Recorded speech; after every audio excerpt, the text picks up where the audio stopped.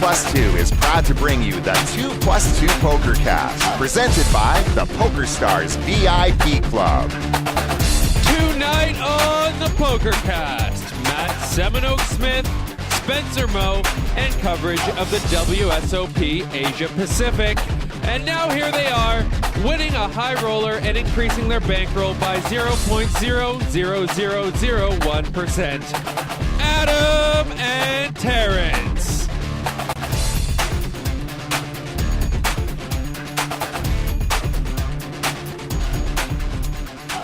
Welcome to the 2+2 Pokercast presented by the Pokerstars VIP Club. I am your host, A. Schwartz, and sitting by my side is my min-bet king, my apron string, my Singapore sling, my Irish spring, my boom switch upswing.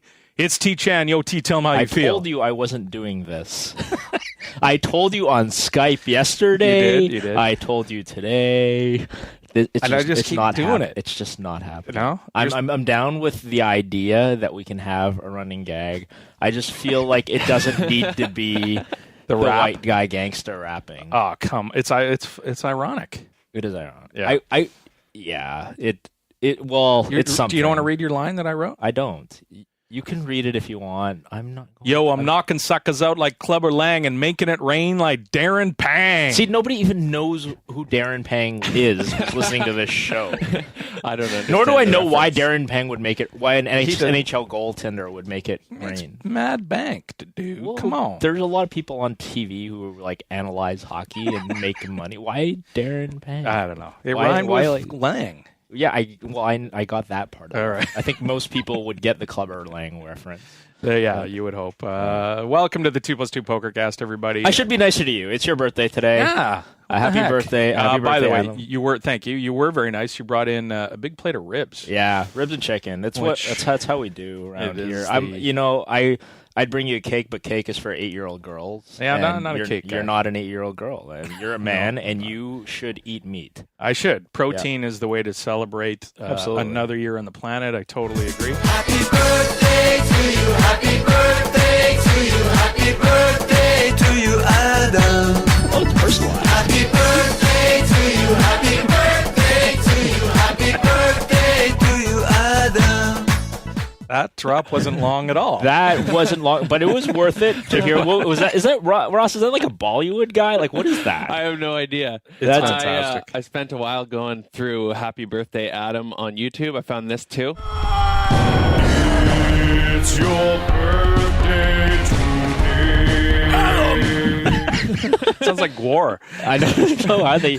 Wow, I guess when you have like a really common name, I guess you just there's get so shit many. like that showing up. There's an entire video too, but we're gonna piss off people with all the drops now. No, but those are good. But happy you, birthday to Those are you. just one-time onlys.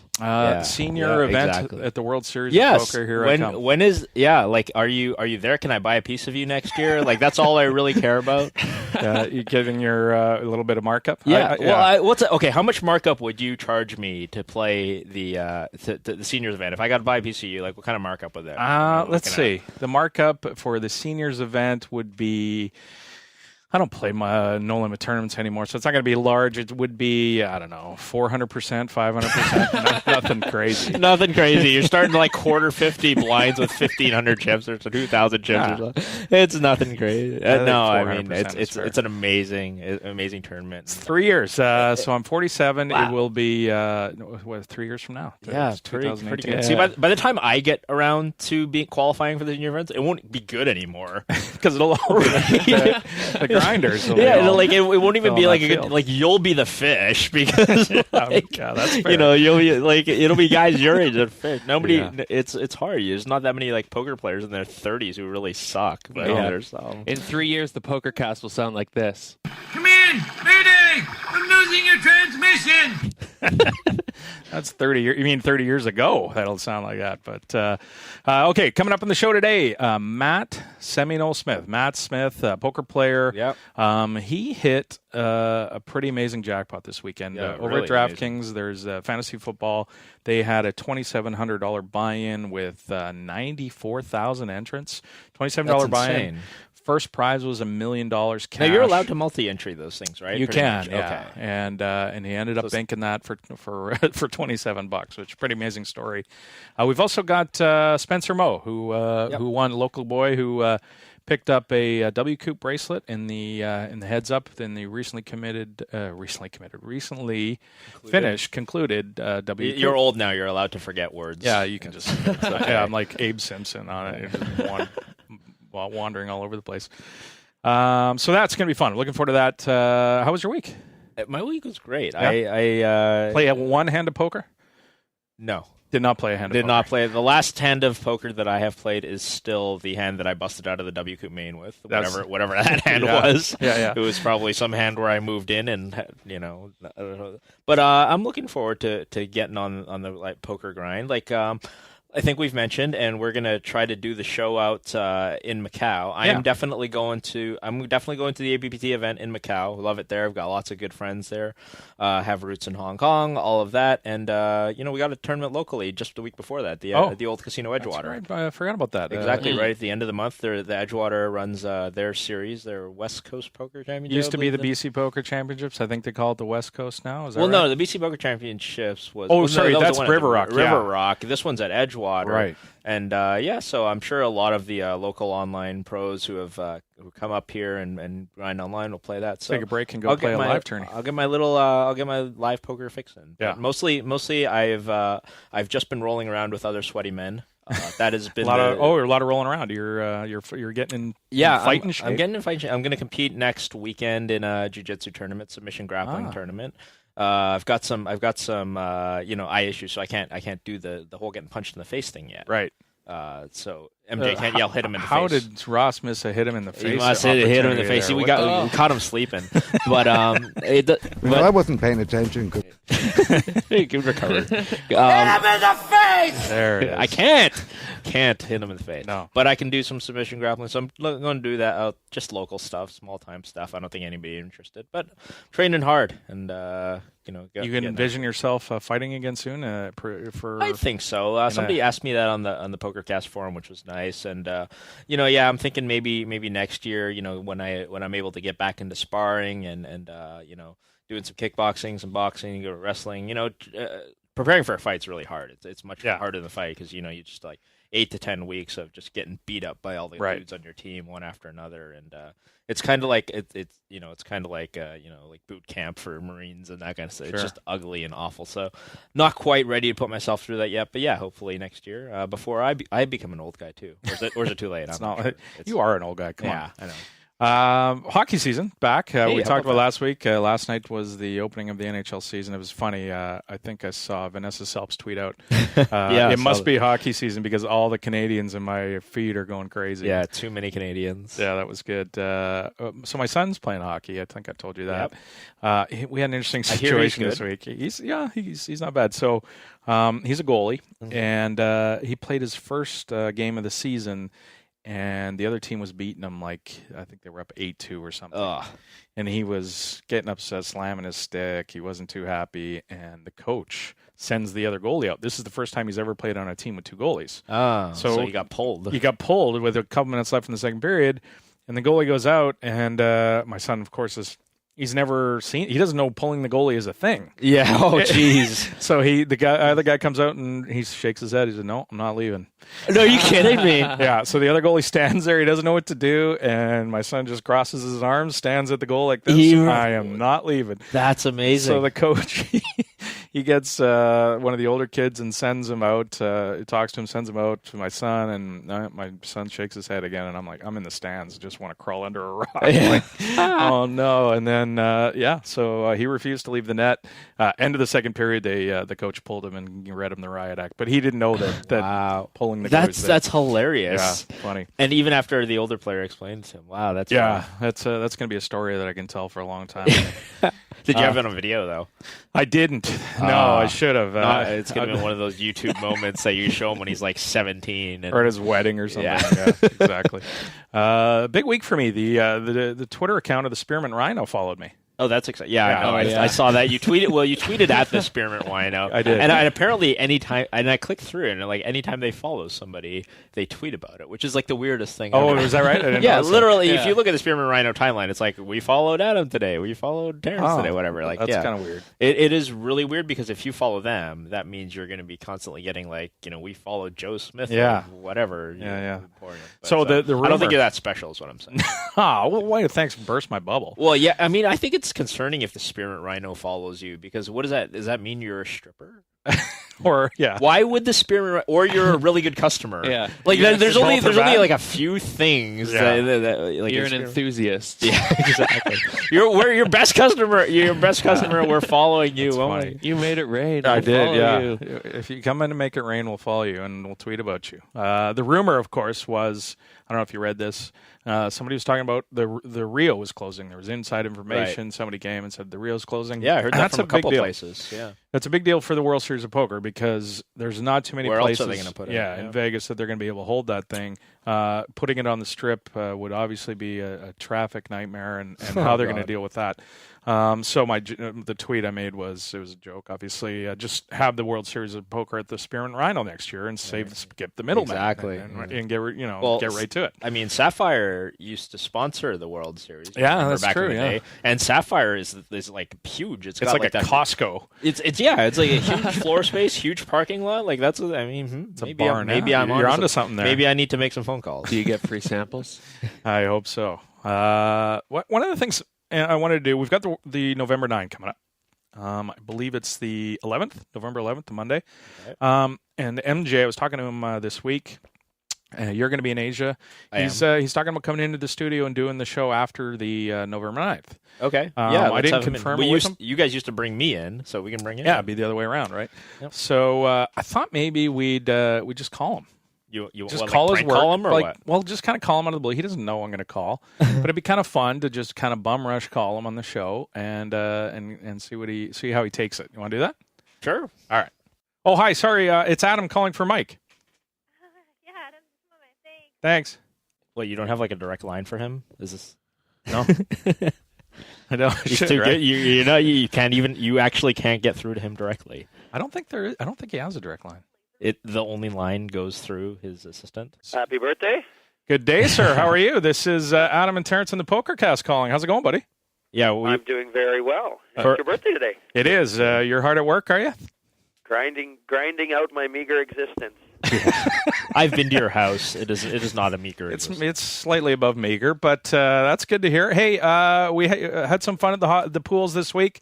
Got you on the show. I thought we'd bum rush call you here for a little bit of fun. You're going to come in and do one of the Pokercasts coming up. I was thinking, since I did the preliminary coverage during the summertime of the main event as it was happening, it would seem incomplete if I didn't at least participate for a couple of minutes on the November 9 show, so I could do that. That sounds like fun. It's November 11th is the Monday, so 12th or 13th we could record and have some fun like old times. Exactly, yeah. I don't know what the exact schedule for, they usually play down to 3 and then come back either the very next day. I think they come back the very next day on the Tuesday. It's usually a Monday, Tuesday kind of thing. So, we'll maybe do something on the Wednesday. That sounds awesome. Sounds great. Looking forward to it, and I think people will get a kick out of getting the band back together. We have to fire up some Orange Whips. There you go. nice Blues Brothers reference. People also, I think they missed the ums. Yeah, there I seems probably dropped it by. What would the line be? Because none of us have actually done it since you called me to now as to how many I've actually done. I think it's been 0. No, that is not true. I don't I was notice listening. them. I was listening very carefully. Were there a couple? Yeah, in the beginning I think opening it's over sentence. 2.5. I would I say would it's over smash 2.5. over 2.5. Now, have you But been? I'm not thinking. I only say it when I'm thinking about something to say. Right now, I'm not thinking about it. I think you've noticed on the forum somebody got a ringtone together, El Buenico, I believe, to have your That guy is not on MJ's Christmas list. the by the way. No, mix. that hurt my feelings. Did it? Yeah, that's so you haven't been back since. That did. I loaded a weapon and I nearly pulled the trigger. Do you cruise in 2+2 much these days? How have you just totally Not out as of it? much. Things are starting to get a little bit more exciting. Obviously, there was an R right there. EPT London, World Series of Poker Australia, the kind of stuff that interests me is starting to pick up again. So I'm interested in it. Pokerstars has been up to all kinds of things. I heard they promised no casino, and now they're doing casino. So I leave for 2 months, and all of a sudden their philosophy's completely changed. There is casino in the Spanish clan only, I believe. More to come, but of course with the sale to Amaya. I don't get invited to the Amaya stockholder meetings. Are you? You got to be a stockholder. If you were invited to the Amaya stockholder meetings, you probably wouldn't be upset about the casino thing. Yeah, that's a good point. That's true. Yeah, I'm sure there's a reason for it, and it ends in a couple of zeros. All right. Well, we'll look forward to getting back together for that show, and it'll be fun. Awesome stuff, guys. Thanks for blindsiding me. I appreciate it. Yeah, you're not doing anything anyway. It's not like you're actually working or anything, so no problem. All right, thanks, buddy. We'll talk to you soon. Yeah. All right. Have a good show, guys. Okay, bye. There he is, one Michael Johnson, going to come back and come out for a retirement skate around the rink, to a lap kind of thing. With the cup. Yeah. Yes, that's what he's going to do. I'm looking forward to that. Big story of the week. He seems to know more about poker now that he doesn't have to. Yeah. Now, like he's like all up on this, and he loves tournaments. He always did. He loves getting involved with it, and that's it was sort of a downtime after World Series. Now picking back up again, he's following it again. LOL documents. LOL documents. Big story of the week, T, is the World Series of Poker Asia Pacific. Mm-hmm. Everybody remembers which is not in Asia, but it is in the Pacific. It's in the Pacific, South Pacific. Yeah. This alternating format of 1 year Europe, 1 year Asia or Pacific. Yep. Here this year down under at the Crown Casino in Melbourne, only 3 of the top 10 people in the World Series of Poker Player of the Year race made the trip. Just one of the November 9, Bruno Politano, the short stack, made the trip down under.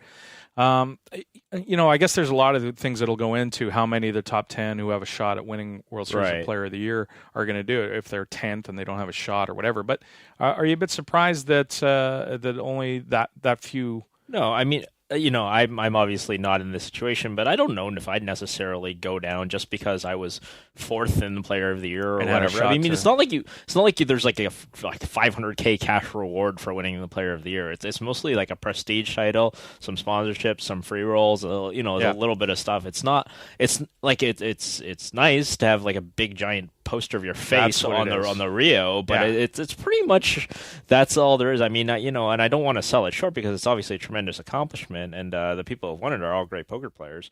In fact, I would say like everybody who's ever won that thing is it's hard to fluke out, poker player. But no, I'm not surprised that they didn't travel minimum. Most of them who are Americans, like 17 hours. Like it's like 17 hours from like LA to Melbourne or something. Yeah, like that. It's a long flight. And that's the closest part. If you live in like New York or something, then Melbourne's fantastic though. I mean, it's such a great venue. I agree. Yeah, Melbourne's a great city. I love it there. But yeah, it's a long trip. Yeah, I understand. You mentioned it. The big banner on the wall in Vegas at the Rio or wherever it's going to be at the World Series. Is pretty special. It's you got the main event champions, and then along the hallway you've got the Player of the Year guys. Yeah, well, look who it is. It's Ivey, it's Negreanu, it's Cunningham. It's all these elite level guys, no doubt. So I think that's a big part of the motivation. We'll get more into that in a minute. The experiment to hold these sort of regional World Series of Pokers, it doesn't seem to have the effect that they were hoping for. No, that's exactly right, because the whole motivation was to get these people coming. Exactly, down. Like, oh, you're in the Player of the Year hunt. Well, and remember when they first decided that Player of the Year would include the Asia and the European tournaments, there was controversy about that because then people were like grumbling that it only the people who have the ability to go to Europe and Australia, and it really should just be a Vegas, and there should be a Player of the Year Vegas and then a Player of the Year rest of world or whatever. And that seems to be coming to this, and we all knew kind of cynically that, well, of course the World Series is going to include this in the Player of the Year because they want people showing up to Australia or to Europe or whatever. But yeah, like you've been mentioning, not that not working that hard. Turnouts so far, I mean, doesn't have the immediate effect. You're going to need to see this over a few years to find out exactly how successful this is. Having, if the attendance is down this year, I don't think you can just write it off for forever. It's going to take some time for people to, even down there for people to get excited about going and playing. And also Australia is interesting because Australia used to really only get one big tournament a year, right? They had the Aussie Millions. Now they're actually starting to get to a point where they've got a lot of stuff, not international and local stuff. You wonder if it's too much for that market. I mean, they're really quite passionate about poker down there. I have a lot of Australian friends. I've played poker down there many times. They definitely like their poker there. There's definitely money to support it, but it's not a huge population, right? I mean, the population of Australia is what, like 35, 40 million, something in that ballpark. Smaller than California. Yeah, exactly. So when it isn't necessarily like you can just throw it there, and it is, like we've mentioned, far away from everything that isn't Australia, right? Like, right. I mean, even you think of a place like Hong Kong. Hong Kong is 9 hours from half Australia, the time. So it's quite a ways. Yeah. On to some of the results. If you'll remember, heading into the World Series of Poker Asia, our boy Brandon Shaq Harris was leading the Player of the Year race. He was leading George Danzer by a sort of a slim margin. There were 10 bracelet events, doubling last year's 5, taking place at the Crown. And the Player of the Year drama started in the very first event, the $1,100 buy-in accumulator event. This is the event, you'll remember from last year, that has 3 day ones. You can enter all 3, carry your chip total forward, combine all 3 days and carry it forward to day 2. Yeah, it's not like a best stack moves forward thing. It's a legit, you get all of the all chips. your stacks together. Yeah. So what do you think of the format? I think it's a cash game. It's basically, I don't think it's a tournament because that's basically what it's actually it's even more than a cash game, because a cash game it's not like you get to play against like 3 different tables at the same time. Yeah. I think this is we talk about tournaments that are maybe bad for recreational players. This might be like the nut low for recreational players. Oh yeah, just get slaughtered. Like if you're like an average guy, like all of these guys are playing they're playing 3 day ones to accumulate chips. Like that's nuts. Like they have such a big advantage there, because it's not like your typical rebuy or your reentry. Typical rebuy tournament, typical reentry tournament. What happens if you're an elite level player and you think you have a big edge over the field is you get short in chips and then you make a decision. Okay, well, I'm just going to get it in kind of bad, and then if I double up, that's great, and if I don't, well, I'm going to start with a fresh stack tomorrow.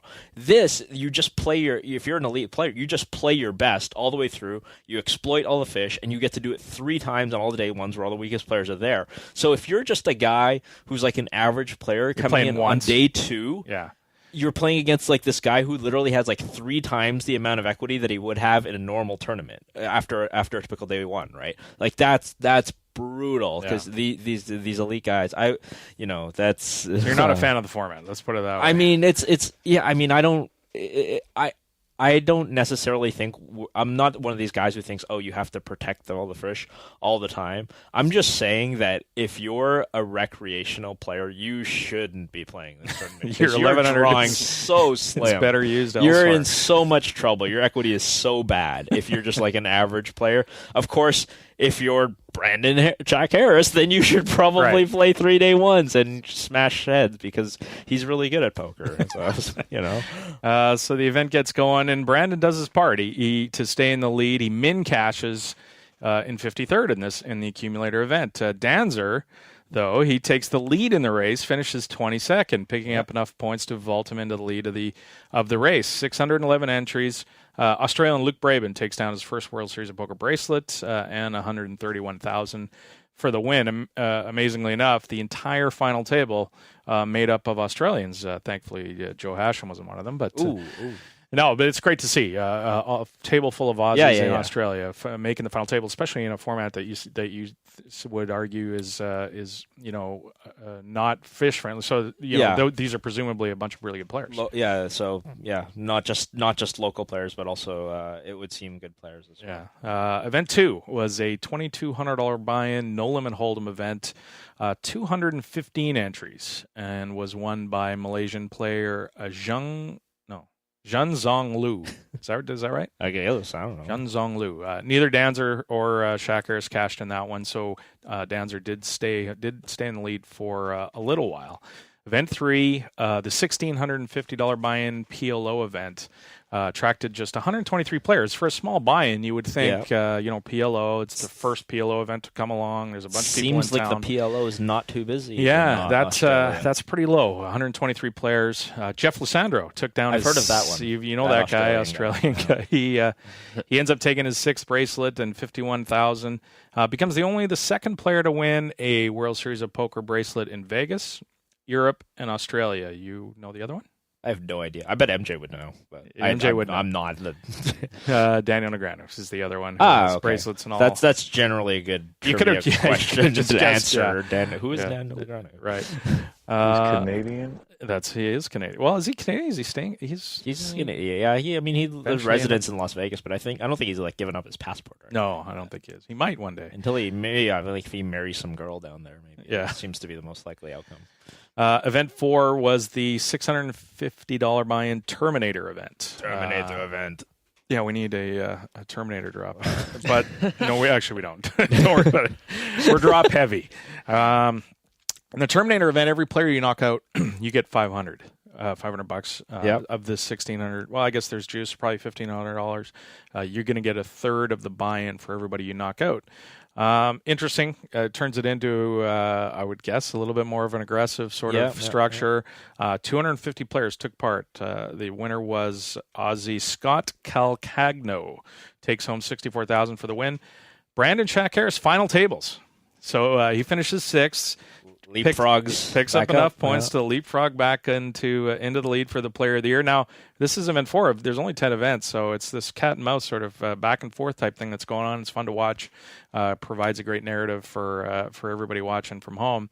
9 of the top 10 in the Terminator event were Australians, so they're doing quite well. Everybody but Brandon. Collusion. Exactly. Yeah, they're trying to knock him out. No. Event 5 was the 5K PLO, and after only a little more than 100 in the 1650, this one can't expect probably this one, you're going to be a little worried about. Ended up getting 80 entrants. The winner was Melbourne native Sam Higgs. He takes home $127,000 for his first bracelet. He beats out 2 Canadians who finished 2nd and 3rd. Sir Watts, Mike Watson finishes runner-up, and Jonathan Duhamel finishes in 3rd. Good Canadian kid. Good. 2 Canadian kids. 80 entrants. How many World Series events had fewer than 80 entrants? I mean, one drop, obviously. Yeah, Can you not think a of lot. any other? Not for a maybe while. I don't know if 10K single draw or something. That might have even gone. No, that's got more. Even if you go back to people always say, oh, Doyle won his events when there was 70 people or whatever. A lot of and Helmuth as well, but a lot of those are still 120, 130 people. So that's pretty. And pretty most turnout. of the 10K, I think every 10K at the World Series gets at least 100 people. Yeah. Usually 150 or so. But 80 people. Bracelet hunting. There you go. Yeah. Bracelet. Buy a bracelet. Event 6 was the $1650 Dealer's Choice. This, of course, is the popular format introduced this year in Las Vegas at the Rio. Now it gets interesting. George Danzer needs 4th place to overcome Brandon Shaq Harris to take the lead with only 4 events left. This is event 6. With 6 people left, it's nighttime down there. They're all sleeping in their beds, hopefully. 6 people left. George is 5th in chips. So he needs to finish 4th. They start later today, our time. They'll play down to the winner. So does he consider grinding it out, assuming that, let's suppose that Brandon doesn't do anything. Does George actually try to grind it out and last longer? Does he actually consider ICM for Player of the Year that doesn't actually have a direct financial prize? Well, and then everybody else at the table knows that he's grinding. That's true too. When he gets to 5th and he's short on chips, say if they bust a guy, and that's interesting. Interesting. It's not a spot that I would want to be in if I'm George, because basically you have a weird ICM consideration relative to everybody else that they don't have, and they know it, and you have to make how they're going to react. It's a kind of an ugly spot for him. Yeah, it's strange. Brandon Shaq Harris actually had with the same spot when we were sweating Matt That's Grapenstein, right. our buddy, Yeah. because he was deep in one of the last events, and he needed, I think it was 22nd to pull into the lead. That. And he got exactly that. He got exactly that, and nobody else at the table knew that he needed it. So that was good for him. He didn't need that. He mentioned it to us at dinner, but we kept our mouths shut. So we've got a $2,200 six max no limit hold'em that is started today. Phil Hellmuth has some chips in that event. Tomorrow we have a 5,000 8-game mixed, and then the $10,000 main event and the $25K high roller event. So 4 events left to decide that Player of the Year competition. Hopefully, I don't want to root against anybody, but I'm pulling for Brandon. I hope he takes it down. In case you missed it this week. So you're rooting against somebody. You're rooting against George Janzer. Let's be real. I'm not rooting against him. I'm rooting for Brandon to do better. Like, Brandon can finish first in an event and George gets second. That's fine. All right. Not rooting actively against. That's bad karma. I can't do that. In case you missed it this week, the very first thing on the list I thought was a great story.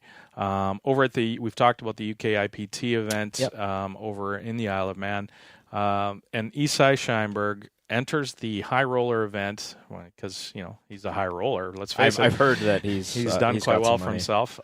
He enters the high roller event, 2,200 pounds to plop down on the event. Only 15 players. Yeah, but that's not the story. It's not a huge buy-in for a high roller. There's not a ton of people. Yeah, and it's the Isle of Man. It's not like you're talking about a big city or something like that. How many people are going to be able to shell out the 2,200 pounds to play this event? Unless you come over specifically for it. But the story here, I think, is the winner's photo, and I thought it was awesome. Yeah. I don't know if you saw this thing. There's only 15 people in the tournament. There's 50 or 60 people in this winner's photo. You can barely see They're Isai. all PokerStars employees celebrating Isai's win. His friends awesome. and employees going nuts. And it's just he looks. I have seen the photo, and he looks almost embarrassed or shy, winning this picture, like he kind of can't believe, because you have to remember, this is a guy who hasn't had a public picture taken of him in God, I don't even know how long. He likes to sit back and not be out in the open. Yeah, you just don't. He was on the first PCA cruise. I worked on that too, and nobody who didn't work for the company knew who he was, that he was running the show and this kind of thing. He's always been in the background. He always looked embarrassed when there, but you really see the love that these people had for the company that he built. That's it. That's cool. What that photo looks. It's a testament to how much these people love this guy and just are pulling for him. I mean, here's a guy with a ton of money playing in a high roller, and right. 15 what is first place when it's 15 players and 2,000 pounds? I mean, it's probably like 8K or something like that, or like 10K. I mean, this is certainly insignificant to him, but obviously it was fun. Obviously, and he never, really plays a lot of poker. He doesn't play a lot of poker. He probably tried to avoid playing PokerStars events. So generally, I think he had one EPT prelim cash. I think his general policy was he would play some prelim events, but he would never play a main of anything or anything big. Because I remember that he has a min cash in a 500 euro side event at Monte Carlo or whatever it is, right? But now he can play obviously because he's not involved with the company anymore, and he still clearly likes to play poker, which is the nice thing to see, because I don't know how many execs out there of major poker companies actually play the game anymore. Yeah, I don't know very many. Especially when you're talking about C-level employees, really really high ranking execs. I don't know. Most of them, they're just they might be casino guys. They might play a little blackjack or something like that. I don't know that many who really play poker. Yeah, and obviously Isai doesn't need to play poker. He's doing it because he loves to play poker. Yeah, exactly. And, he built this company that was so successful because he really loved poker or loves poker. Yeah. Moving on, in case you missed it, Kyle Keranen, who went deep in 2012 in the main event. Have you watched the coverage this week of the World Series of Poker on ESPN? Yeah. Main event is back on in full swing. Episode 3 and 4, I believe, were this week. Yeah. Now there was a lot of chatter about Kyle Keranen, who has a big stack with he was on the feature table. He's on the feature table. This isn't a guy actually I knew a lot about when I was watching. I remember him from 2012 from watching the series, but I looked. He finished. I think he was. I can't. He went deep. 38th in 2012. Got a lot of airtime. Since then, he has 0 cashes in his Hendon Mob, and what he is, he's a cash game grinder in LA, in Vegas. So he doesn't play a lot of tournaments outside of the main event. Right. Now this week, it's interesting. He has a ton of chips. He's getting ready for another deep run. An amateur at the featured table, a guy named Curtis Rystad, is talking incessantly at the featured table. But here's the thing: it's this. We've had this discussion for a few years now about pros and how they treat people, and they should treat amateurs as sort of, make it fun for them. Clearly this Curtis guy He's out there is having an fun. amateur. He's out having fun. He's talkative. He's obviously over the top, and he doesn't understand that, while there's a big hand going on, you shouldn't be yapping across the guy. Maybe he understands that. Maybe he doesn't. That really isn't the point, I don't think. No. Because he's quite nice. He's not aggressive in nature at all. He's making jokes with people. Well, it basically turns when Kyle Keranen starts getting annoyed. Right. It's basically like that. That's basically the point at which he starts getting annoyed. And the way that Kyle kind of got annoyed was he was just basically, I don't remember exactly what he said. You'd have to watch the show, but he's basically like, do you ever stop talking? You just stop talking to yourself. It wasn't like a, hey, when I'm in a hand, I'd appreciate, give me a second to think about this. He just kind of like went straight from 0 to 100 and sort of no smile. He was cranky and mean spirited. Exactly. Like he was, he was a live pro, let's be honest. Yeah. Like that is, you said he was a Vegas live pro. I believe it. Yeah. Because this is a Vegas live pro. Nothing against the guy. And I think in many ways he's justified, right? Like I like to talk at the table. I like to be social, but when some guy's like constantly motor mouthing, of course it's annoying. So I feel for the guy. But he calls him an idiot. Yeah, basically. He just could have managed it better, right? Like it's so better. easy to it's so clear that this guy probably doesn't play a lot of tournaments, doesn't play a lot of 10Ks. He's not a pro on the circuit. So just like treat the guy reasonably, and then you don't have this. That said, if you watch the whole episode and the next episode, this guy, Curtis Rystad, ends up just trying to gun for Kyle Keranen and playing awful. Because he takes it totally personally when Kyle turns into a douchebag to him. Exactly. He takes it completely personally. He just so by Kyle doing this, he actually benefits himself. Because now all of a sudden this guy's calling 4-bets with Queen 4 offsuit against him, which snapping is his 2 aces. Snapping his aces, but still getting them. So of course, it seems kind of watch the hand, but basically what happens is he calls a 4-bet with Queen 4. Kyle raises, he 3-bets. Kyle 4-bets, he flats in position. Comes King 4, goes check 4 in the turn, just check. The blank on the river. Kyle leads, and Curtis calls, and he turns over aces, which you think 100% of the time are good here. given this action, and then he basically gets net rolled by Queen 4, and Curtis celebrates, and he's happy. He's beaten his mortal enemy. This was personal. It's an awful play, and so Kyle. It's not the first one he makes either. No. I mean, this guy's clearly bad at poker, and that's fine. We need guys like these in the main event. Absolutely, But so Kyle inadvertently turns this into a bunch of equity for himself, right? But of course he loses that hand, but it's so clear that in the long run, if you get anybody calling your 4-bets when you with Queen 4, and then not even betting when they hit a miracle, this is exactly what you want to happen. And I think there's a lesson to be learned. So the lesson is certainly not be douchey to amateur fish, but that's certainly not the lesson. But I would say the lesson is more on the side of the recreational players, because this Curtis Rystad guy, he started off by being friendly, and then he became unfriendly because he was so offended, like you said, that Kyle went off on him in this way, that he ended up gunning for him. And if you listen to him talking to Kara Scott or doing any of those confessionals, you see him saying, "Oh yeah, my plan is totally to get him off his game." Well, no, and that's not what happened. You got yourself off your own game. It became your plan in your head. That guy is a professional poker player, and he knows what he's doing. Yeah, and he knows he's not. He tilted though. I mean, he tilted. He tilted by talking. It's edited, right? So we didn't see any the other hands or anything else. So maybe there's hands where he was clearly on tilt. It's unlikely, but I mean, if you take a guy who plays poker for a living and another guy who is just there to have a good time, and you get them in a psychological battle, I will bet on the pro every time. No question. Because that guy,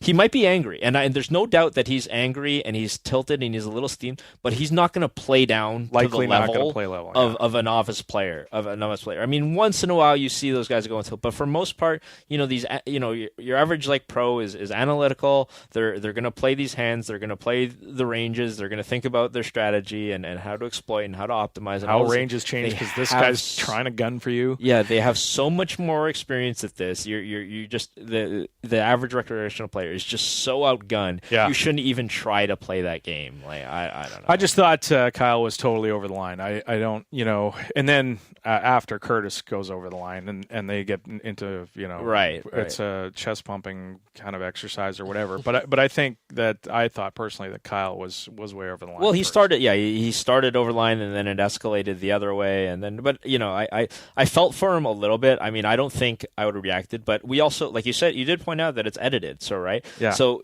I mean, we're watching, 40 minutes of what ESPN wants us to see. Of what ESPN wants us to see. And I was still kind of annoyed by the guy. So imagine if you're talking about, we only watched 40 minutes. These guys are sitting together at a table 8-9 day long. Yeah. On the other hand, it doesn't seem like the other players at the table were that annoyed by them, or at least they weren't showing it as much. So maybe he's not that bad a guy after all. I mean, you really can't tell. It seemed like they kind of made friends at the end too. Yeah, they fist bumped or whatever at the end, and who knows what's going to happen. But these things always happen at the poker table. I've seen this happen a million times. It's just bad for this to be. I mean, if that's what makes good TV and that's the stuff that gets shown on ESPN, I thought that was like, I agree. Is this what we really want? Being shown from the main event, these two guys having some, sniping. Yeah, this isn't what we need. I'd rather watch, some good poker playing or whatever, some amateurs having fun, instead of these two guys sniping at each other. That for me was. I remember. You remember when high stakes poker was a thing, and people and you remember how good that show was. Well, we're so documents. I mean, we used to get stuff like that. Was so good. Yeah, well, and when we used to have, the reason why was, I think almost everybody who played the game was a pro, right? Yeah. Which sounds bad now, but they were sort of like the pros that were still social and still talked, and they had like really intellectual discussion. You remember Bill Chen debating Doyle Brunson on the existence of God? No. That's great. Like, see if you can find that online. But yeah, it's like Doyle is like incredulous that Bill doesn't believe in God, and Bill's just like throwing up his arms and clapping like Bill Wiggle. Yeah. Well, of course I know. Like, logical. Yeah, exactly. That was fun stuff. So I mean, that's like a total 180 from that. Yeah, totally. Okay, on to the next. In case you missed it, Dan Colman. This guy is on the most amazing run in poker history. You know how amazing it is. By the way, I saw this in the show notes that you put this up there that he won another tournament. The amazing thing is not that he won another tournament, but that I didn't otherwise hear about it other than reading through these show notes, which indicates to me that Dan Colman winning a ton of money is not even newsworthy anymore. Nobody's going to even tweet I didn't even know about it. Yeah, I didn't even see tweets I follow a bunch of poker people. I didn't even know that he won another tournament. It's just a given at this point. Right, so that if he doesn't win, that's when he gets tweeted. Maybe. Dan Colman does not win High Roller. Coleman is the best that has ever lived. The best there. Well, this is the best run that's ever gone. I would say this weekend in London at the WPT Alpha 8. This is their super high roller. Colman takes down his third high roller of the event, winning the 60,000 pound buy-in, about 100,000 US for $960,000. I'm glad he didn't go to the Isle of Man. By the way, he chose not to ruin Isai's party by going to the Isle of Man and winning that one. Right, that wouldn't have been fun. Isai looked happier than Dan Colman does in his winner photos. But every photo of Isai, of the few that there are winners photos, let's face it. It doesn't matter if he's at a poker table or not. Dan Colman will not be able to win enough money. He's going to go on this run for. He's going to have to literally win eons. all the money from all of us. Yeah, 17 players in this event that Dan Colman takes down, 6 rebuys, 23 entries. He beats Max Altragot for the title. Listen to these last 5 caches that he's got. I'm not cherry picking here for Dan Colman caches. These are his actual Hendon Mob last 5 caches. First in the aforementioned Alpha 8, just shy of $1 million. First, the one before that, first in the SamENole Hard Rock Open main event for $1.5 million. Second in the EPT Barcelona High Roller for $1.2 million. Third in the Super High Roller at the Aria just after the World Series for $800,000. Terrible result for him. Fifth, the fifth last cash. I don't know. That's not right, but you know what I mean. The other cash, fifth to last cash, to most recent. is of course the first in the one drop for $15 million. So that's 3 7-figure scores, 1 8-figure score, and 1 lowly 6-figure score. Like, what is your last 5 cashes on Hidden Bubbles? Like, because mine, I think I might have like 1 5-digit score in there somewhere. Yeah, I think like, probably the World Series would be there for me. Just this is ridiculous. It's nuts. $20 million in cashes. $20 million in a 6 year. Months. Yeah, like not even a year. Yeah. In like And just in the he's my calendar age. year. He's your age. Yeah. So what do you, Ross? Come on, man. You're not living up to your potential. I don't even exist on the Hendon one. Yeah, well, how is Dan Colman on the drops? Like, is he able to get Barry Greenstein LOL documenting that in there? He doesn't know Pro Tools. He doesn't understand this stuff at all. But I said this before. Like, and I think I said this like 3 weeks ago when he won whatever the last thing he won was. Like, I guess the SamENole Hard Rock one was like, if this were a regular sport, and Dan Colman came out of nowhere to like do all of this stuff that wasn't even close to what people had done before, people would say he was on steroids. Yeah, right? like it's because it's not even conceivable that anybody wins this much, right? Like it's literally like you said, a baseball player batting 600, right? For or his like, career. Yeah, like it's nuts. some running back running for like 300 yards every game. Like it's just like retarded. Like Dan Coleman's on the poker steroids. Like. How many sigmas it out is? It's nuts. Yeah. It's $22 million in 6 months, as I mentioned. I don't think that's, you talk about records that'll never be beaten, and are there any records that'll never be beaten? These are sports analogies. I think to Byron Nelson's 11 PGA tournaments in a row, I don't see ever that being beaten, but there's so few records that'll never be beaten. I don't know how this one's ever going to be beaten. First, because I don't know that we're going to have this much money in poker again. Indefinitely. Yeah. We're not going to have a one drop that's $1 million. Like how many tournaments well, think about even 7-8 years ago. How many tournaments had a $1 million plus first place? Like you had like 2 per year. You had like a PCA in the main event and the main event of the World Series. Maybe the Players Championship. Pretty much it. And now you've got a bunch. Now we're at the point where like the high rollers are at their highest, I guess. Yeah. You've got like a bunch of 6-figure buy-ins where you can get a $1 million plus first places. He's got to be playing for 100% now, right? I mean, he's not piecing any off, if you would think, right? I don't know. I mean, I don't know what kind of bankroll you need to play like a $250,000 buy-in tournaments and stuff like that. So that's amazing run this kid is on. Still not smiling in the winners' photos, but maybe that'll happen. I wonder how much he's got to win to actually be happy about it. Well, what do you think it's going to be like on the downswing? There was actually, now if you look at the one over the weekend, there was a smirk. It wasn't like a smile, but he wasn't. There was a tiny smirk in that picture. I was a bit surprised by that. One of the things you put in the show notes this week, and I didn't get too far on it. It was a pretty big fail by Party Poker. They got a customer email about bots.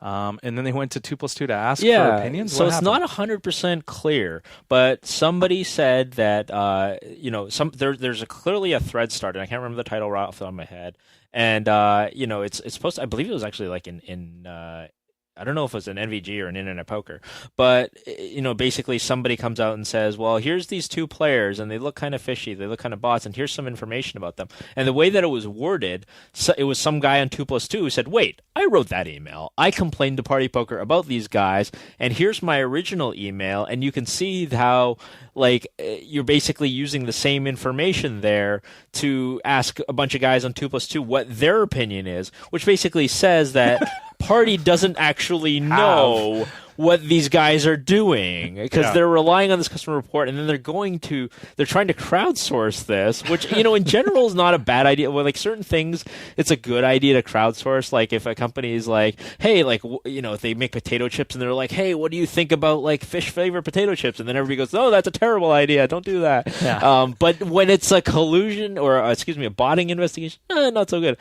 And so there's it's not 100% clear that this is actually for sure happened. But there's enough compelling evidence to make this kind of look really, really, really bad for Party. That account has never posted again. Party never came out with like a statement said, no, that's bullshit, that wasn't us, or that was some rogue employee and we fired him, or they haven't responded in any way at all. Which makes you gotta feel a little uncomfortable if you play there, because these bots are winning huge money. I think it was something like 12 BB per 100 or something like that at like 510. So this was a real account, and those accounts have been closed, according to the poster in the thread, who said he said that the Party got back to them and said, okay, we've locked these accounts. They're not providing any more information, but they said they've closed the accounts. So these two bots were just gigantic winners on the site, and Party is going to 2+2 and going, well, I mean, I guess if you don't actually have anybody in your company who knows how to investigate stuff, then that's bad. I mean, clearly. So I want to get your opinion from a guy who's spent some time on the inside of poker sites. Yeah. Presumably, you've talked with people about how all this kind of stuff, investigations, keeping an eye on, trying to figure out who's a bot, who's not. Mm-hmm. How big of a problem is it, in your opinion? And should sites be forthcoming about how people, it's always this secretive sort of part of the company where they don't want to talk about accounts, how it's done, what they've done with the money, all that kind of stuff. And that, I always wonder if that's the best approach. Yes, I understand the argument of, if we come out and explain everything, we're going to teach more people to do it. But if you've caught people doing it that way, and then people go and do it, presumably you're going to be able to catch them again. So I don't understand the argument of, we're going to keep it quiet because we don't want anybody doing it. I'm curious as to what you think about how bots and collusion, all these different things are handled. Yeah, it's not clear to me at all, because I mean, I think, first of all, I don't think when at Ultimate Poker that we had too much bot concerns. Obviously, it was way too small of a site for anybody to even consider going to the effort of doing that. So it wasn't really so much on my radar. We kind of had to do the minimum there. But at Stars, I was there until 2004, and it was at a point where 2004 that we were somewhat concerned about it, but it also wasn't a big thing, because we don't. At that point, the artificial intelligence in 2004, we don't actually expect this. Now, 10 years later, 10 years is a tremendous amount of time and computing power, obviously. And so now I think it is a much bigger concern. So, maybe we should talk about this sometime with a guy, some of the guys who know this. My good friend and a guy who worked on this, Jeff Woods, he used to work for Pokerstars. He was, basically, I don't know, the head of their anti-botting thing. I wonder if he would talk about this. But I'm writing this down. Jeff Woods. Yeah. Okay. Shout outs to Jeff Jester Woods. Because it is an interesting philosophical debate. I don't really know. You kind of compare it to, maybe the way does the CIA tell you how they capture terrorists, right? Not really. They know a little bit about it, but they're probably pretty they're cagey about how they. Yeah, I think it might be different, because I think, if I'm a player and I'm playing on a site and they have sort of this secretive collusion or some investigative unit that's secret, presumably I'm putting myself at risk to being, have my money being taken by this unit, whether I'm, doing something right or wrong. For sure. So, to be comfortable at a place, there's a reasons I'm comfortable with Stars, because of the long history that's been there, their history of doing the right thing in almost every instance. But if I go to another site like Party or wherever that maybe has different priorities, then I'm curious, why, how do you go about investigating people, and am I going to fall into your trap for some unknown reason? Yep, I agree, and it's one of these things where, if you showed up at Party HQ, in Gibraltar, and said like, "Hey, I'm Adam," and then you had a friend that worked there and said like, maybe they'd be comfortable showing you because they know you and they trust you. Right. But would they be? How happy would they be if you wrote a blog post about it, or if you said on this podcast, "Oh, this is actually how Party looks for bots"? I don't know. How happy they'd be, but they'd maybe be happy to show you. And it's a fine line to sort of balance, because you want players to feel secure. But the only way that you can make them feel secure is to actually give them information, right? It's a fine line. Yeah, it's a difficult, tricky. It'd be fun to get somebody on, like you said, and talk about how this is handled. Yep. Next thing is you saw a hand this week from the Aussie Millions cash game. It's an old hand. It's an old hand around a month ago, and you'd already seen it. But it's between two high roller Lo Xing Feng and Paul Foy. Yes. Who, of course. Who's got other things to worry about other than losing with top set. That's right. This is a hilarious hand. We'll link it up the show thread, or you can look up the Aussie Millions high roller hand between those two names.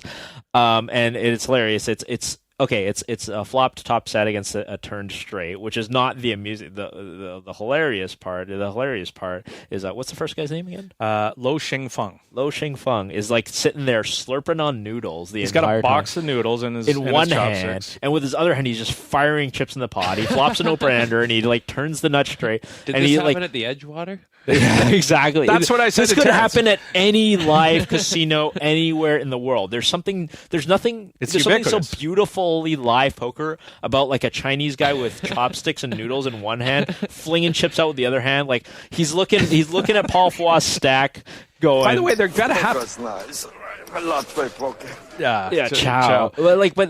He's looking over at like Paul Foy's stack, going like, "Oh, how much you got?" And he's like, his mouth full of shit on it. It was like, "All right, I'm all in." Like it's perfect. They've got $500,000 in front of each other, and Fong, he's eating like you said. He fires out the money, and he just picks up his chopsticks and he starts eating. Yeah, before the guy calls. If you're one of these guys who listens to this show and you've only really played internet poker and you don't really like, maybe you don't have live poker where you live or whatever, like just watch this hand and you'll like this is it. This is LA, it's Vancouver, it's everywhere. And it's apparently it's Australia too. Yeah. But yeah, this is live poker there. The only thing it was missing was like smoking. An iPad maybe. Like somebody getting a massage, Playing Farmville with the other hand. Oh yeah. And people that yelling was so at each good, other. but we'll throw that up there in the PokerCast forum. Yes, that's pokercast.2plus2.com. Was that the show where Ike stuck like 350? I didn't watch the whole show. I don't know. I don't was watching give a that shit. this morning. Actually, it was. I was on TV. Okay. It's really high limit, like higher than high stakes poker used. Oh yeah, it's a big game. I mean, you don't those Macau business guys. They don't screw around. They're not gonna play your 100, 200 no limit garbage. We're done with this, but the thing that struck me was, like I said, he pumped $500,000 into the pot, picked up his chopsticks, and he started eating a piece of broccoli. And it was just the disparity between this $8 meal that he's eating and the $500,000 he just put in the pot. He's more concerned about this $8 meal. He's like chomping down on. He doesn't care. So good. We're not doing it justice. Just go watch, find it and watch it.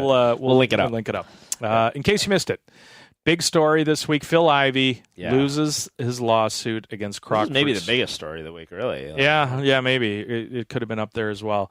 Lost his lawsuit against Crockford's Casino in London. Now, remember, Phil won $12.5 million in 2012 at the Mayfair Casino. I think they're all one group. He was playing Punto Banco, a form of baccarat, using a technique called edge sorting, where basically he and his partner knew the patterns on the back of the Gemco cards such that, they would know what card was coming next. Mm-hmm. Now, when I say next, it's only the first card of the hand, because after the first card peels off, it's predetermined how many cards are going to come out, and they can't change that. What they can do is at the start of the hand, if they see the card is an 8 or a 9, of course, that's an automatic in baccarat. Mm-hmm. If you get an 8 or a 9, you automatically win. So if they see that card's an 8 or a 9, they can bet a lot more. Yeah, I think I read that you get like about a 6% edge if you're successfully doing this all the time. I wondered how they figured that out, though, because it depends on how much you can vary your bet. I don't know how you can figure out the edge, because it depends on how much you can vary. Like if you can bet $5 every time the card is a 10 and $5 million every time the card is an 8 or a 9, you got a bigger than a 6% edge. It would seem to me. So I don't know how they figured out, the exact winning percentage. Maybe I'm missing something. I don't know. In any case, it's a big edge to have that much information. Huge, yeah. So I mean, they didn't use a cheating device. Cheating device. Not at all. Yeah. The casino accommodated all their demands. So what happens is Phil and his partner would say to the casino, "Look, we want an Asian dealer. We want these cards." And all these different things they had, and the casino's like, okay, fine, we'll do all that.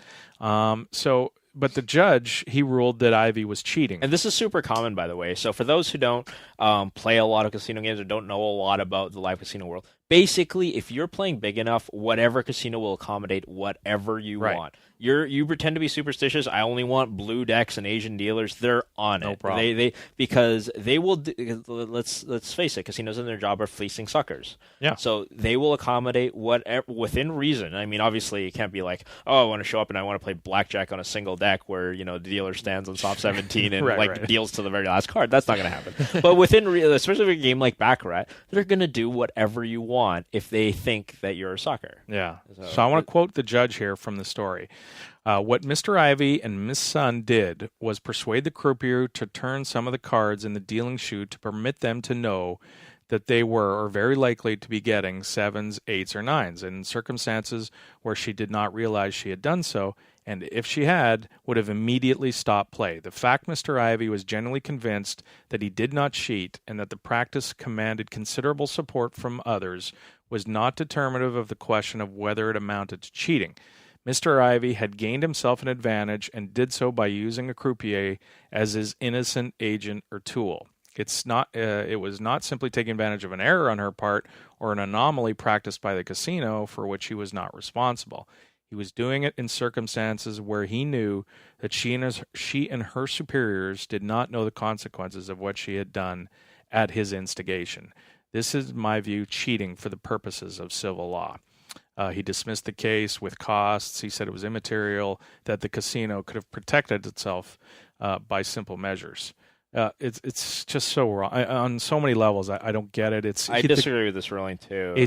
They're free rolling. What if he loses? Exactly, and it's you're not likely to lose with a 6% edge, but it is still conceivable. Yeah. The one part of this statement that I would really take issue with is he was genuinely so the judge is saying he's genuinely convinced he did not cheat and that the practice commanded considerable support from others, which was not determinative of the question of whether an amount of cheating. Basically, what he's saying is, I'm sure in a court case like this, they call in a bunch of experts who are in this field because the judge isn't a gambling expert, nor he's not expected to be. He's an expert in the law.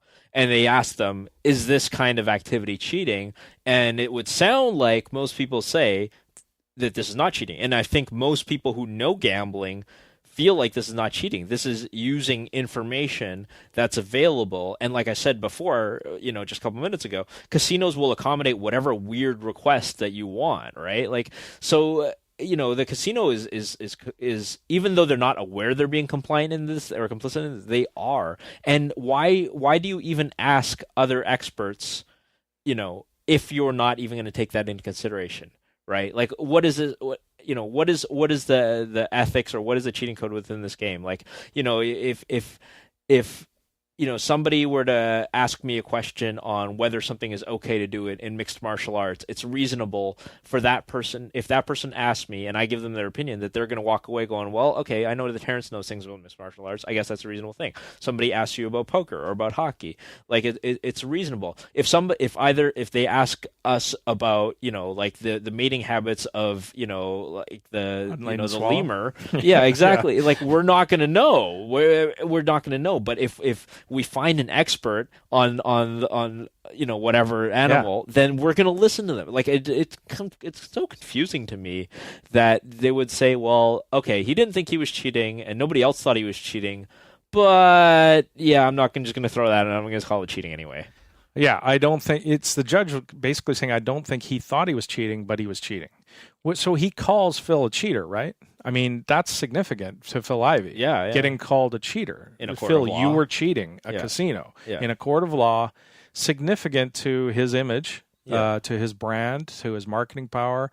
That's true. That's like a secondary imposed cost. Of course, on top of this $12.5 million, which is the real cost. Well, he got his $1 million back. They sent him the $1 million that he brought to the casino back. But I mean, still, like he still took risk, and I don't think that's a thing that the judge understands either, because you don't expect the judge to understand statistical variance and EV and all of that kind of stuff. I mean, maybe Ivey ran good for a big part of that 12.5. I don't even know, right? Like we don't know how well he would have run if he weren't doing the edge sorting. But it's strange. It's a confusing ruling, and this is the kind of things that happen when you have people who understand law but not gambling or real life. And what else do they not understand that they're ruling on?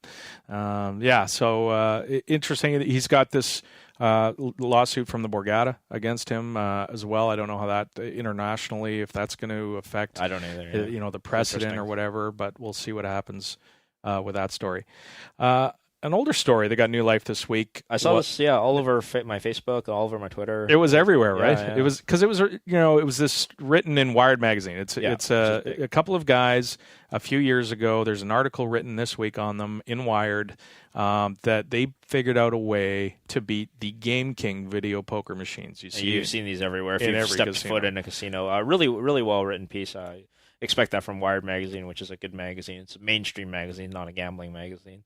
But yeah, these guys they basically found a certain button pressing sequence. It seems, which makes you think back to old school video games, right? To the Contra code. Yeah. Plus up, down, left, right. You get 30 lives. Yeah. This is interesting, and it's a little. I think it's a little different from the Ivey case, although it's obviously kind of another example of guys outsmarting the house, which we all love these stories, of course, basically. But it seems like they were basically finding a way to kind of past post, right? And sort of like to increase the size of their bet after they'd already won was kind of like the hack, right? So they win at a 25-cent level. They can escalate it somehow or another after they see the win to a much higher, $1, $2, whatever they can escalate it to, and all of a sudden, instead of getting paid at that 25 cents, the jackpot on that, they got paid on the $2 ones. Exactly. Now the other thing they were doing was if they did hit something, they had a combination of keys where it would they could hit it again. So if they hit 4 aces, boom, they get paid out. Next spin, they get 4 aces again. Yeah. So, I think this is different than what Phil Ivey did. I mean, absolutely. I think these guys are more malicious than Phil. They found a hack, basically. They found a way to break the machine. Though you could argue that they found that Phil Ivey hacked the code on the back of the cards, I guess. But past posting, I think, is clearly unethical. I think that's a little bit different. Phil could still lose. It seems like these guys can't lose with this. No, hack. it's basically it's amazing to me that, and if you read the story, basically what happens is that they start arguing about money, which is kind of insane to me. It's so crazy because they're good. They friends. have all the money. They started with friends. Yeah, these guys should be millionaires. They're worried about 150,000. They have all the money. It's ridiculous, and one of them has a gambling problem, so that kind of adds some drama to the story. But they have basically, if they're not stupid, until this thing gets patched, an unlimited source of money. Like you could just take like $100K a week out of every casino. Well, and there's so how it's interesting. Like, would you? What's the most that you think you can get away with? Would you do it? First of all, would you do it if you knew the code? So in terms of what would you do if you stumbled upon this? Holy shit! I just played video poker. I got 4 aces. I don't know. I hit the wrong combination of keys and I won again. I kind of feel like I would take advantage of it a little, not to the degree that these guys did, and that's part of why they ultimately got caught. But I kind of feel like, I don't know what I'd do. I mean, I think it's unethical looking at it stepping back, but when you're in the moment, you're just like, I would hope I would guess I can do this again. It's a really really interesting case, and but like you said, it's shocking that basically it broke up their friendship. They were friends before they discovered it. Like, I think they found themselves on like an online forum, and they just share advantage play stuff. And then they kind of found this together, and then they start arguing about like who deserved more money for like, oh well, I found this part of it. Well, you never would have discovered this if I didn't do that. And I just try to see, like, imagine if you and me found this. I feel like if we want to take advantage of it, we would just do it forever. That's the thing. Okay, so what would you do? How would you, if you let's say you were going to do it? How would you? What would you do with this? I got to think you would take like a reasonable amount out of every. So these things are in every 7-Eleven in Nevada. I mean, these things are everywhere. They're in every big around the world. Right. So you wouldn't want to take like a 7-Eleven for $20K. That would be a really stupid thing to do. Right. But you're going to go over to the casinos, and you're going to hit them in a way that's like commensurate to the size of the casino, right? So if you're at the El Cortez, you're going to try not to hit them too hard. If you're at the Bellagio, it's another story. Game on, right? But you're going to go to Foxwoods. You're going to go to Europe. You're going to go around the world and find these things in casinos that aren't advanced. I mean, you should. You have all the money in the world. It should be easy to make like $50K a week, like indefinitely. until they find a way to patch the thing. Until somebody else figures it out, right? And, I mean, you could do that. Doesn't seem terribly likely. It sounded like it was pretty confused, but it's basically until IGT, the company who releases the Game King, until they find it themselves and they create the patch, right? Yeah. So I mean, I think what happens is, and having worked in like the casino world for a little while, is that they do look at the performance of games. So if you start doing enough to put a dent in their actual profit of this game, they might actually notice it over time. But like you said, these games are everywhere, which means that everybody else is playing them, which means that your money is maybe just a drop in the bucket. So even if you are taking like 500,000 a month out of this thing, maybe that's not even noticeable. I don't know how much volume these games get, but it's a lot. So I don't know. Yeah, I don't know if these you'd guys, ever get caught. Yeah, like so. Putting aside these questions of whether it's ethical to do it or not, these guys are just fucking. They're morons. idiots. Like for how smart they are to discover this, you can't. Like they literally just. Well, we don't want to spoil it. Goose. Go read the article. Yeah. We'll post this in the show thread, and you can read it there. Let's not spoil the ending. But these guys aren't very smart. Let's put it that way. They're not living on an island. They're not. This week we have a bump over in the high stakes limit forum, somewhere where I'm sure you've spent a little bit. There's not a lot of posts there anymore, and there never really was a lot. It wasn't an active forum, but over there's a poster, T Piranha. He's doing well. He retires, moves on from poker and his playing career. He was a high stakes player, much like yourself. I remember the screen name. You remember his screen name, so you've played with him. He's doing a great well. Go on over, check it out, have a read. Cool. Lots of interesting questions he takes time to answer. He might be a good future guest one time. I'd love to have you talk some limit hold'em with that guy. All right, so we are going to come back after the break with Matt Smith, SamENole, who has quite the win for himself last weekend. You're listening to the 2+2 Pokercast, presented by the Pokerstars VIP Club. Folks, don't forget to stay connected with the Pokercast gang between shows. There's a dedicated forum on 2plus2.com where you can discuss the most recent show, request a guest, suggest topics, or just chat about bacon and titties. The Pokercast forum on 2+2. Picks or get the F out. Hey, this is Team Pokerstars pro Jonathan Duhamel. I hope you realize that not all Canadians are like those two clowns. Hope you're enjoying the 2+2 Pokercast presented by the Pokerstars VIP Club. Hey folks, don't forget to follow the Pokercast crew on Twitter. Adam is at Pokercast Adam, and he'll keep you up to date on things like upcoming guests, listener contests, and all the latest bacon-related food innovations. Follow Ross at Pokercast Ross, and you'll discover new hip-hop bands and learn how to not play Micro Stakes No Limit.